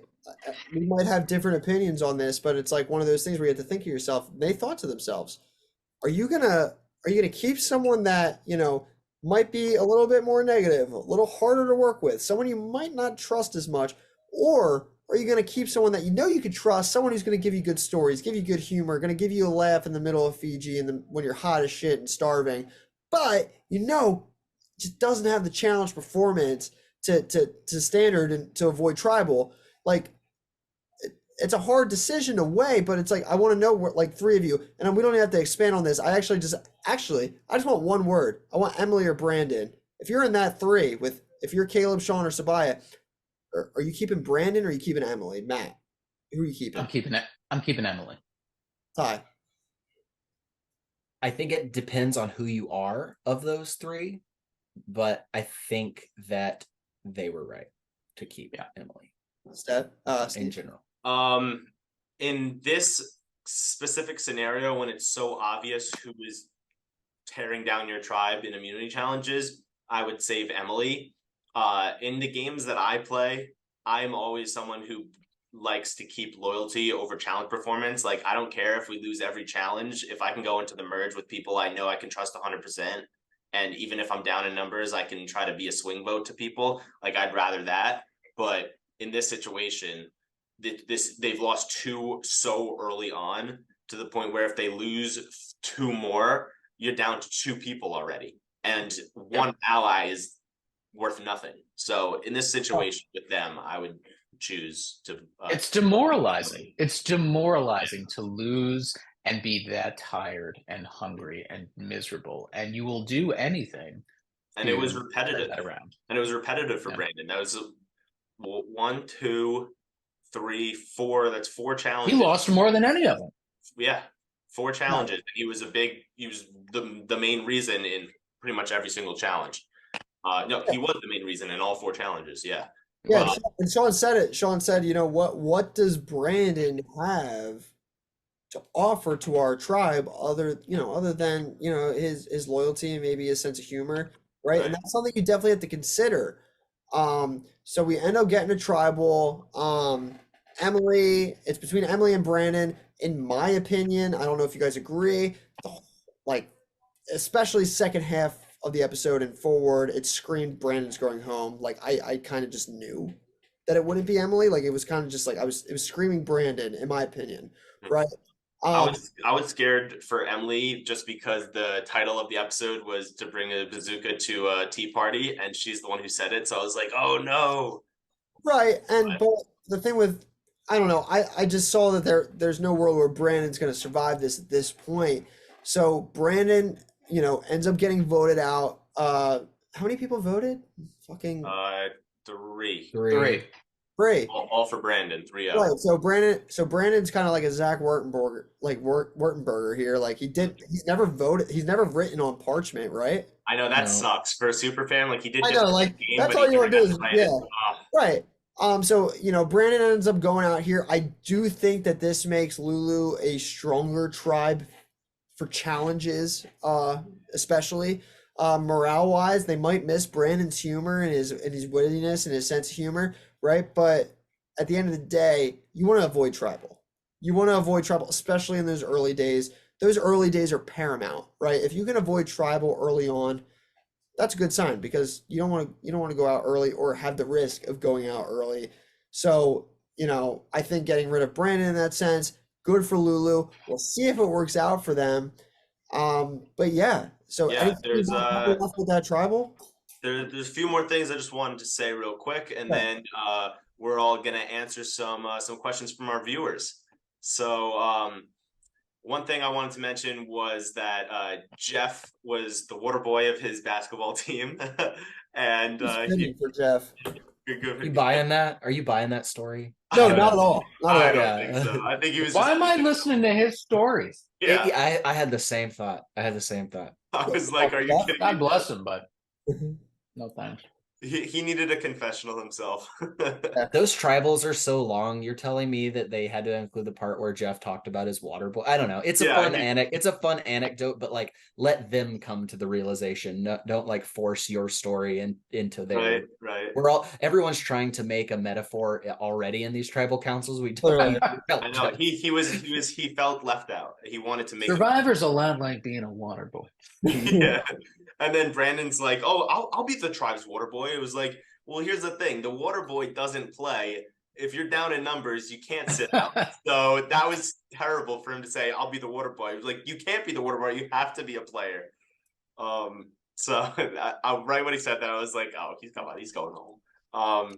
So yeah, I feel like if Brandon was like a Caleb in terms of how well he was doing in challenges, like if he wasn't as bad and if he was just like doing decent in all of the challenges, I think he would be honestly a great Survivor player. I think he would have been well insulated into the tribe. Everyone seemed to like him. People thought he was going to be a loyal player. You want to keep those people around as long as they're helping you in challenges, which in this scenario he would be. And then at the merge, I feel like he'd be able to get people on his side. He didn't seem like a big threat either, so they would probably let him slide. I feel like he could have done well, but his challenge performances generally is ultimately what was his downfall.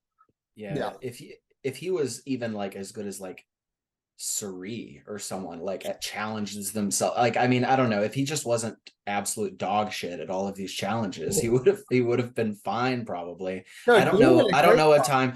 I don't know the last time I've seen someone's sole challenge performance be the reason they get voted off, because it was 100% that for him. So I'm sure that's disappointing for him. I know he's like in his exit press, he's had a really good positive outlook, and I'm sure he like loves, like he's like, this was a great story, but I'm sure there's a part of him that's like really disappointed in the way everything worked out for him, because he really had a really tough go of it for those 5 days or however long he was there.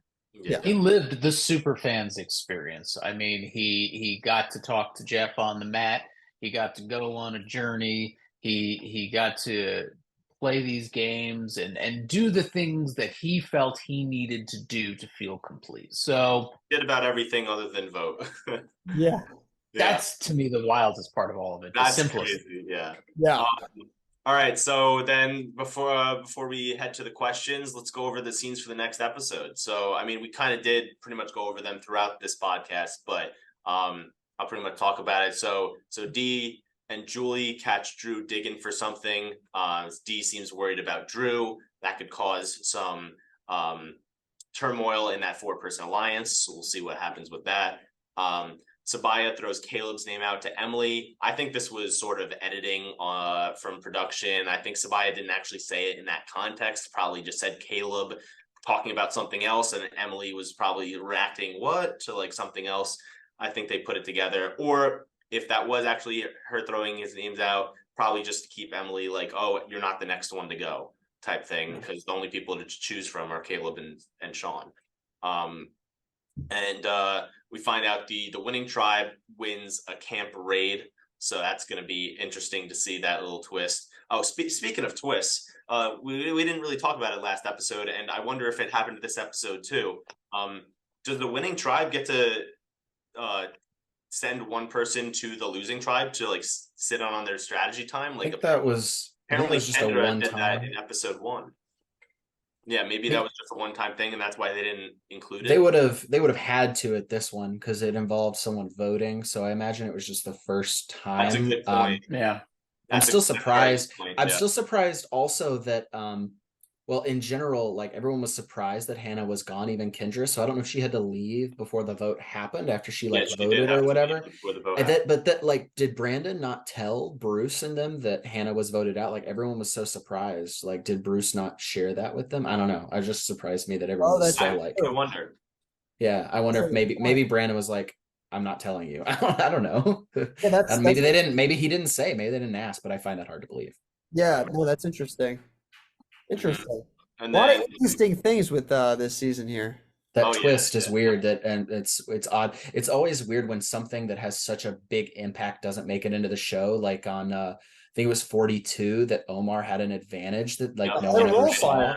Yeah, so like stuff like I get it never like panned out, but like to not even to now they have to like reverse edit this thing to like edit out Kendra being there. She now maybe has a little bit of a relationship with these people. How are they going to explain that? It'll be really interesting, and I hope that they bring it back this season or another season to do that, because that's a very interesting twist. I wonder if that especially in the first part.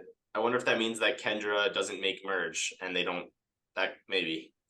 That could be a reason. And then interesting thought happening. It's an edit read right there. I like that edit read. The editor reads here. There we go. And then Jake falls, which I don't think that was anything too crazy.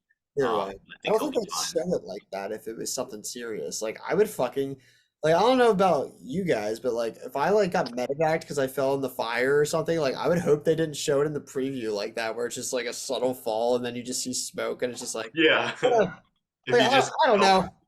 They're gonna very odd regardless, but I don't think I don't think it's gonna be anything serious. Yeah, I'll be honest. I can never tell shit from these previews. Yeah, so, you're right. I don't want to. I try not to overthink a little too much here. I do hope he's okay. I mean, I've seen previews of the season where he looks pretty haggard and pretty tired. So hopefully he makes it out of whatever this is. Okay. Yeah. But I love the preview looks interesting. I'm excited for next week.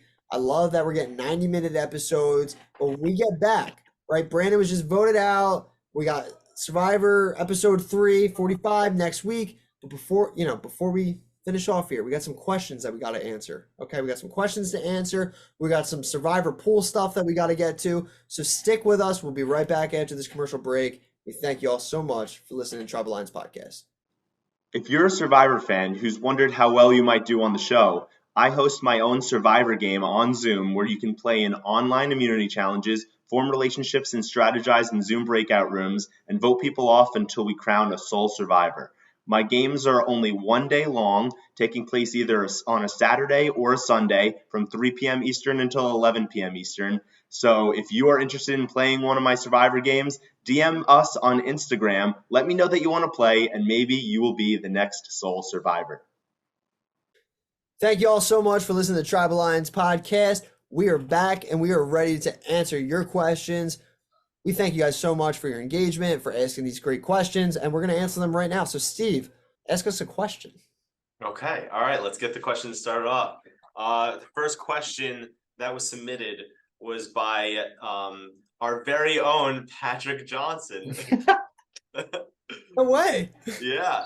So, Pat decided to ask, who is in the best spot on each tribe? Ty, who is on the best spot on each tribe? The best spot on each tribe. Okay, Lulu is Caleb. I think pretty head and shoulders above the rest. Maybe not head and shoulders, but Caleb. Let's see. Blue, I think Kelly and Brando probably. I'm gonna go Kelly. There, if I have to pick one, and then red. Drew is probably in the best shape, I think, over there. That's my picks there. Fun. Okay, awesome. So then we have the man, the myth, the legend, Jay West. He asks, whenever the blue tribe loses, who goes first? Pat, who do you think is going to go first from the blue tribe? Okay, so I know earlier in the pod I said I think all blue make merge, but in the aspect that they go to tribal, I think it falls on Bruce. I do. I do think it falls on Bruce.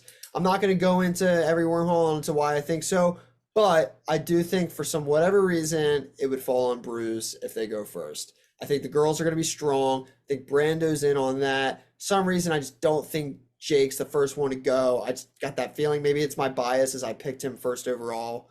I don't know. I'm big Jake O'Kane guy. I'm going with Bruce. Okay. So my girlfriend Madison Brown, she asks, who do you think is the puzzle person on Lulu? It definitely wasn't Brandon. Matt, what do you think? Well, I gosh.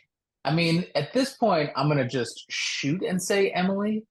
I think, at this point, she's as good a guess as any. At least I know Exactly. Sabaya really didn't shine on that one either, so I'm taking her out of the equation.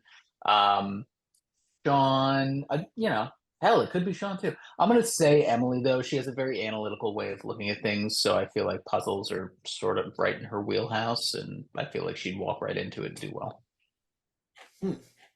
Okay, yeah. Yeah, honestly, it could be anyone. Like, you could just pick out of a hat, and there we go. That's a puzzle person.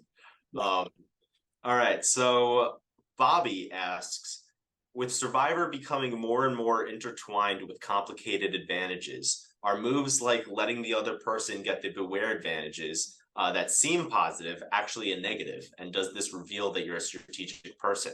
Ty, what do you think? The beware advantages specifically, I think, don't necessarily show that you're a well, now that I say it, it does kind So of reveal your like hand. Brandon Yeah, because his deciding whole to give it to Sabaya, does that show yeah, it strategic?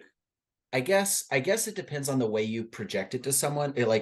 He said like I don't want anything to do with this because I don't want to lose my vote or something like that. I guess if it's easy to read that your intention of doing it is to not have it yourself but to solely have the information that other person has it, that you're just using that person for information, it could be seen as a negative. I think in Brandon's situation it made some sense because he's kind of not in the best spot. He doesn't want to lose his vote. So I think that makes sense, but I definitely understand how the beware advantage can look pretty calculating if you willingly in front of other people do not accept it and immediately hand it to someone else. What Carla did last season or 2 seasons ago, I guess, makes sense, where she was like, she kind of, without telling James that she found it, kind of like played it off of him, like what would you do, how do you feel about this, and kind of convinced herself to go do it. I think that is a more strategic way of doing it. Obviously Brandon didn't have that luxury because he found it right in front of the other person. So yeah, it's definitely tricky, but I think just take the advantage. If you find it, that's what I would do personally.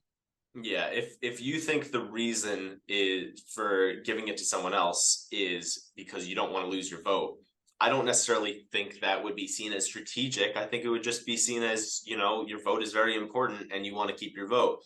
As long as they don't read into the fact that you're actually giving it to the other person so that you don't have the advantage and you know where all the advantages are, and to get closer with that person, then you would be seen as strategic. But the way Brandon played it off, it didn't seem as strategic, even though he knew it was a strategic move. It just seemed like he just didn't want to lose his vote. So Tyler asks, what's your Mount Rushmore of Survivor contestants?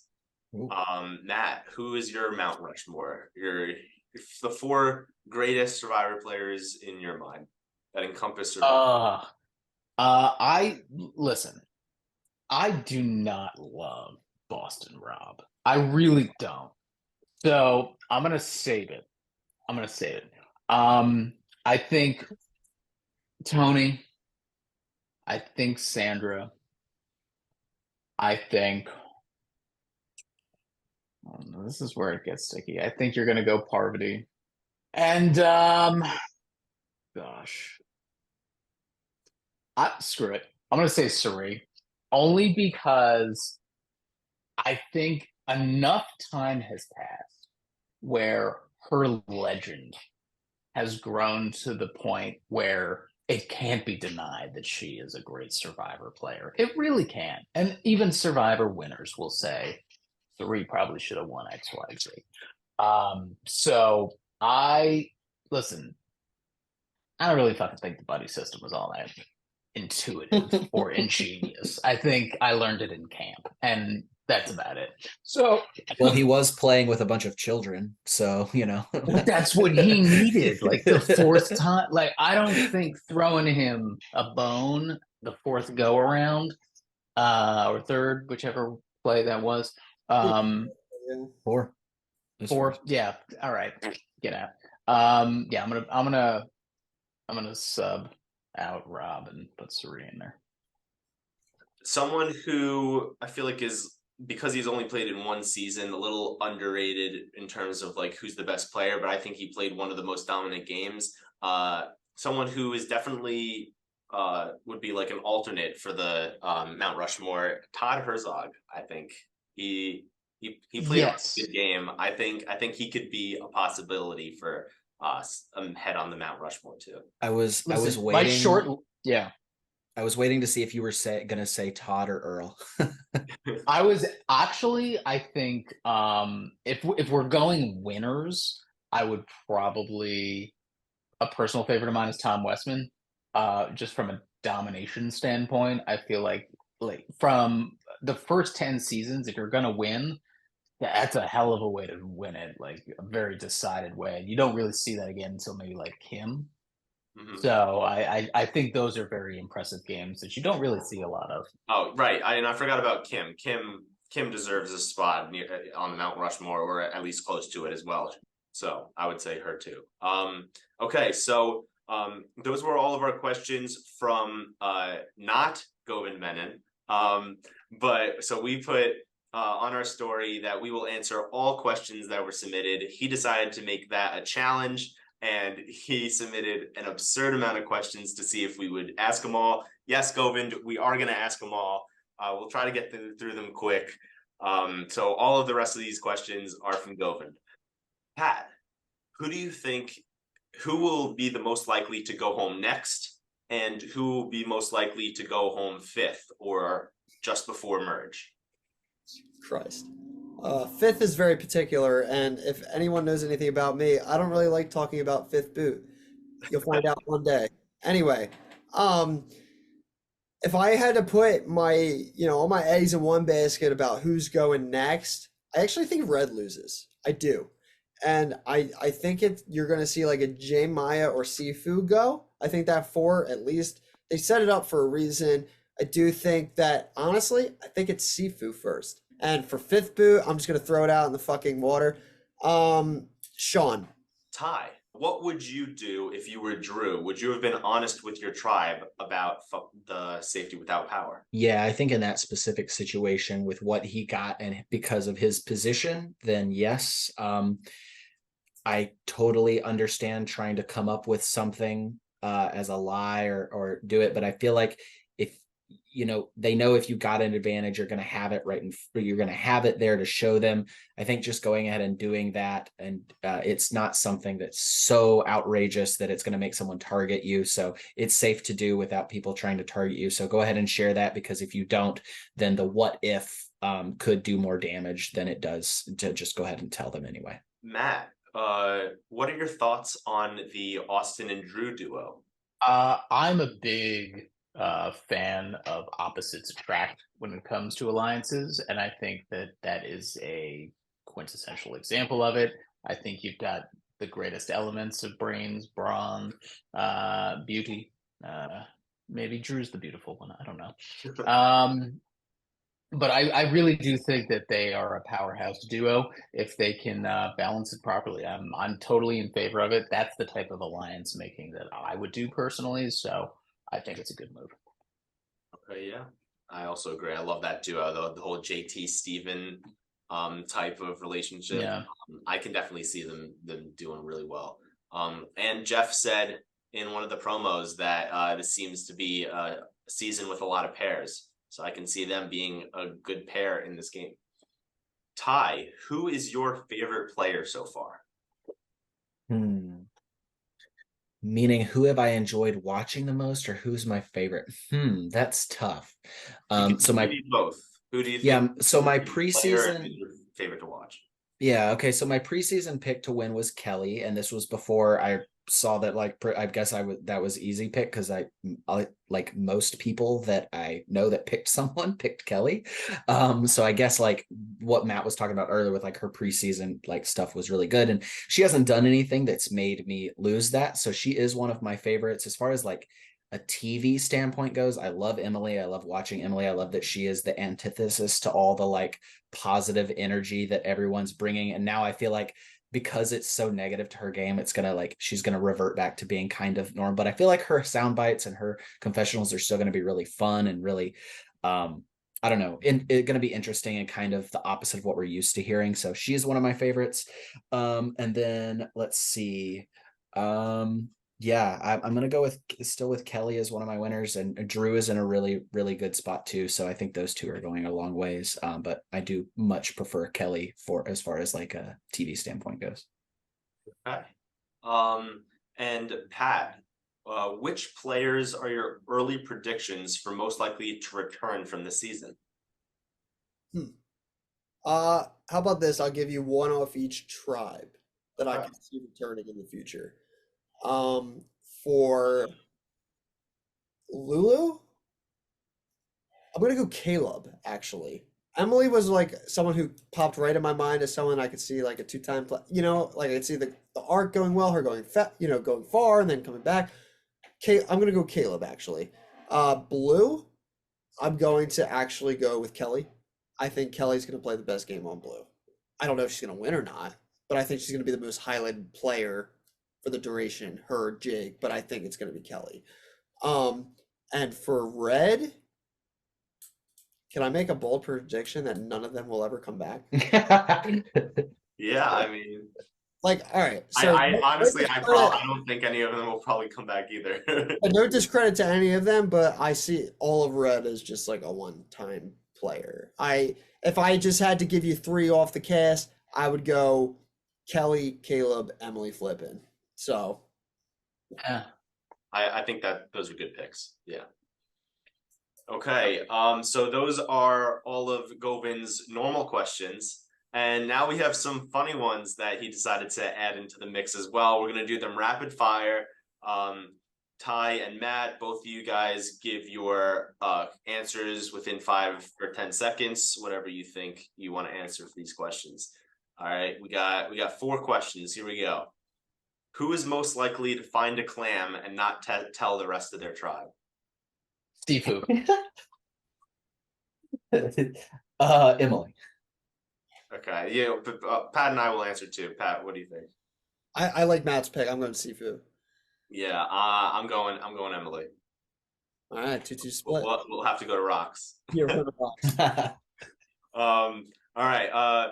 What do you believe Bruce's biggest fear is? Silence. Being called dad. Unacceptance. Yeah, I was gonna say being called dad. Damn. He's trying too hard to be accepted into the group. Oh, so okay, let me say one thing real quick to sidetrack. Yeah. Listening to a podcast today, I heard Zach Wertenberger say that people, when they return, try to emulate the people that won their season. Because that's who they have the like closest reference to and who they've like communicated with. So I feel like he is kind of trying to be like a Carolyn Yam Yam like, or Jam Jam like, like I'm so kooky and fun. Look at me, So I think that plays into a lot of why he's doing that, and just to be like, I'm not serious. I'm like Like, Yeah, like this I don't guy know if can't Bruce get is, far. This guy I don't know can't if this get dude far. has ever done the Shaka thing until like this season, but he's like he just keeps doing it. So yeah. Can't get it now. Christ. Yeah, but I guess to be unique and not go with what Pat said, I'll say wood. Going underneath wood. Okay. All right. How far is Guatemala from the equator? Hey Siri, how far is Guatemala from the equator? It's good. Yeah, I was gonna say I don't know. So 1,826 miles. I think Ty There has. you go, Govind. You're welcome. We did your geography homework for you. Jeez, Govin. And then our last question, do you believe in life after love? Yes. Wow. I can feel Yeah. something inside me saying that I'm really not strong enough. So I'm not sure. But yeah, I do. I do. I believe. You believe? I believe. That's good. You know what else I believe in? I believe in this 45 cast. My opinion, though, is, and this might be a hot take, this is my favorite cast of the new era. I don't know if I'm gonna say the same at the end, right? But so far, they excite me. I don't know if it's the 90-minute episodes. I'm not sure if it's like the Brandon bias, although I like don't know him super closely. It was like someone that I know is playing this game, so it's a different type of investment in a sense. It's like, I don't know. I love this cast. I'm excited for them. I have no idea who the fuck's gonna win. I have no idea what the hell is gonna happen. And that's when I love Survivor the most. It's unpredictable, it's fun, it's fast, it's gritty, it's great, and I'm here for it. So And speaking of you don't know who's gonna win, yeah. I wanted to ask my own question. Who are all of your winner picks at this point right now in the season? Well, who is your preseason winner pick, and who are you changing it to? Or are you sticking with your pick? I'll start with Ty. Kelly. I'm good. Okay. I'm staying. I mean, I don't necessarily think she's done anything as like, oh, I'm reading into her as the winner pick. I just have no reason to change it so far. So I'm sticking with it. I think she seems like she's well connected. She seems really smart and with it. And yeah, she's good and connected. And I think she's under the radar enough, and she will play under the radar enough to sneak by and have a good showing. I love Kelly. I think it's a great pick. Matt, who was your preseason winner pick? Who's your current winner pick? Preseason was also Kelly, just the most well-rounded going into the game, I thought. I think that her confessionals have made me lean towards Katura a little bit more, because I feel like she just has such a clear read on everything going on around her. And she has been spot on with everything so far, whether or not it's actually like revealed itself to be that just yet. It's all very sound and puts her head and shoulders above, I think, the way that the rest of her tribe is thinking. And I do see her in a, I mean, if we want to like edit read a little bit, I do feel like she has given herself really good standing with what she's brought to the table, and they really haven't shown anything negative about her. So I have really positive favor towards her, more than I would Kelly. But then again, Kelly still looks great, but it's hard. I have two that I really like here. Yeah. Pat, what about you?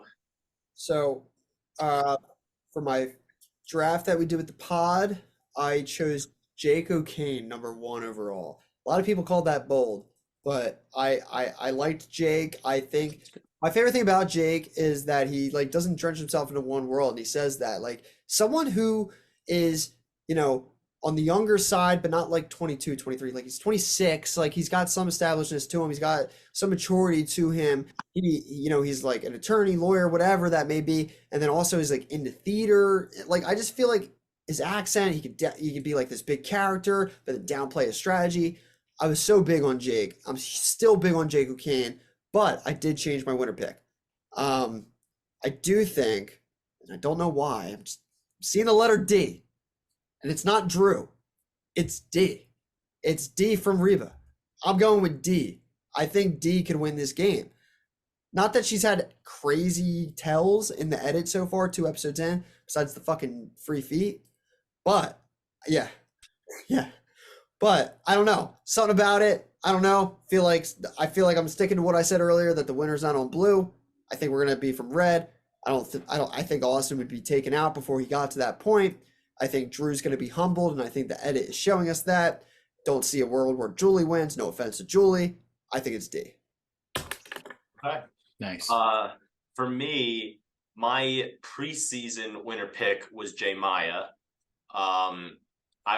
My top 4 like winner picks in the preseason were Jay Maya, Sabaya, Kelly, and Brando. I apparently out of those top 4 chose the person who now looks like they have the worst chance out of and the other 3 all look like they're really good winner picks. So I will hope Jay Maya wins so that I win my draft, but I'm switching my winner pick, and I still stand by my prediction preseason that a girl is going to win this season. For some reason, even though I love Sabaya as a character, I can see her being a threat in the merge, especially because she's about to have an idol. So I think Kelly is going to win. Kelly is my new winner pick. Fun. Nice. All right, so we got some different picks here, which is going to be fun to see the way that it shakes out here. Before we end up this podcast, we have a survivor pool. Steven and I are in. We're gonna have Matt and Ty participate. It's gonna be some fun stuff here. So, Steven, bring us into this pool, and then we'll finish up this pod. Okay, so the survivor pool, for those of you who don't know, is every week you choose one castaway that you think will not be voted out or medevaced from the next episode coming up. And if they survive the episode, then you survive the week and you move on to the next episode. You can choose any castaway that is left in the game unless you have chosen them in a previous week. Then you cannot choose them for the rest of the season. So once you choose someone, you can't choose them for the rest of the season. And whoever is left with people still to choose by the end of the survivor pool ends up winning the whole thing. So my pick for week 2, for episode 2, was Emily. It was a very risky pick, but she seemed like the target in the previews, in the episode 1 previews. And it said that she was going to be around for like 2 weeks because of a promo malfunction with the producers. Said like 2 weeks of psychological torture was a confessional, Emily said. So I thought she'd be in for at least 2 weeks. So I picked her and it worked out. And then Pat chose Sabaya. Sabaya did not go home, so that was a good pick. Now we both can't choose. I can't choose Emily. He can't choose Sabaya. And now it's time for us to choose our next pick. But before we choose, I want to give Ty and Matt a chance to, if let's say you were in the survivor pool, who do you think would be a good person to choose as someone who's not going to be going? I am in a pool.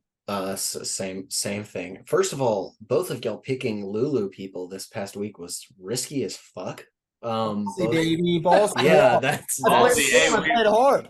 I get trying to get them out the way, if I get that, but like that's very risky. But yeah, power to y'all. It worked. I picked Bruce my first week because I didn't think anyone would be so rude to send him home week 1. And I picked Austin last week, and my pick this week is gonna be Brando, I believe. Good pick. Okay. I play every week a little on the risky side because I'm trying to save who I believe is a surefire pick to the end. I can't run out of picks. I am again in a pool like this, so I am going Julie because I don't think she's down a lot of time, but I feel like I got another week out of her. So it's a good pick. I'm safe there. Yeah. I'm going to go with Drew. I know that the previews could scare a lot of people where he's digging and maybe red goes to tribal and blows up in Drew's face, blah, blah. I think Drew's fine. I don't think there's a world where Drew goes next, even if they do lose. So I'm going to go with Drew. Okay. So I'm kind of deciding between, do I go Drew or Caleb? I'm Be different. I'm gonna go with Caleb. I feel like he is probably gonna be an early merge boot, maybe. Who knows? So might as well get him out of the way. I don't think that Lulu's gonna lose again, and if they do, I don't think Caleb's gonna be the target. I can see some trouble with him at the merge, so why not get him out of the way now so I don't have to be stressing down the line. So I'm going with Caleb.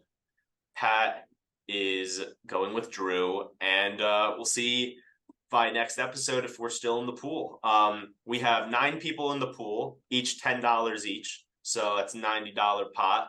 And so far, we have one person who chose Brandon, so we got one casualty already. Now 8 people left. Is there a buyback? There's no buyback. Nope. So he's out, but we got 8 people left, and we'll see how long Pat and I can make it. If you're listening to this podcast, DM us who you think is going to do better, me or Pat, in this Survivor pool. Yeah. Me. Yeah. So we want to thank everybody for listening to the podcast. Before we log off, before you got to go without seeing our beautiful faces once more, I know that we have some things that we want to say. Ty, I know that you wanted to mention something, so I'll give the floor to Ty. Oh yeah. Well, first, thanks to both of y'all for having me. I appreciate it. So yeah, thanks. Anytime. So yeah, I'm looking forward to following along and listening to y'all's coverage of the season. So thank you. What I wanted to mention is, I met Pat through the live reality game, and Matt and Pat through the live reality game community. So I wanted to plug my initiation to live reality games was through a game called Survive that is here in the Chicago area in McHenry, Illinois. It just opened its casting for its 3rd season, which is in early August next year, the 3rd through the 10th. It is a week-long game, 8 days long. It is intense. It is the highest production quality that you could possibly imagine in a show that is not produced by CBS. It's insane. The construction of these things, the challenges that they've had rival real games. The one where you have to switch the sandbags above your head and then the water falls. The Plinko one where you throw the ball up and it bings down and you have to go and do your puzzle while it's Plinkoing down. All these games are awesome.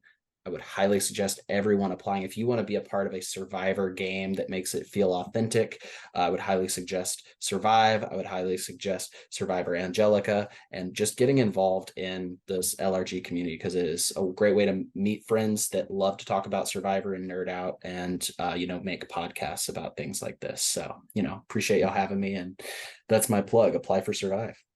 All right. So Ty's talking about Survive. We will also on our Tribe Alliance podcast share with you all how to apply for Survivor as well. So that's going to be fun as well. Matt, anything you want to say to the pod before we log out of here, brother?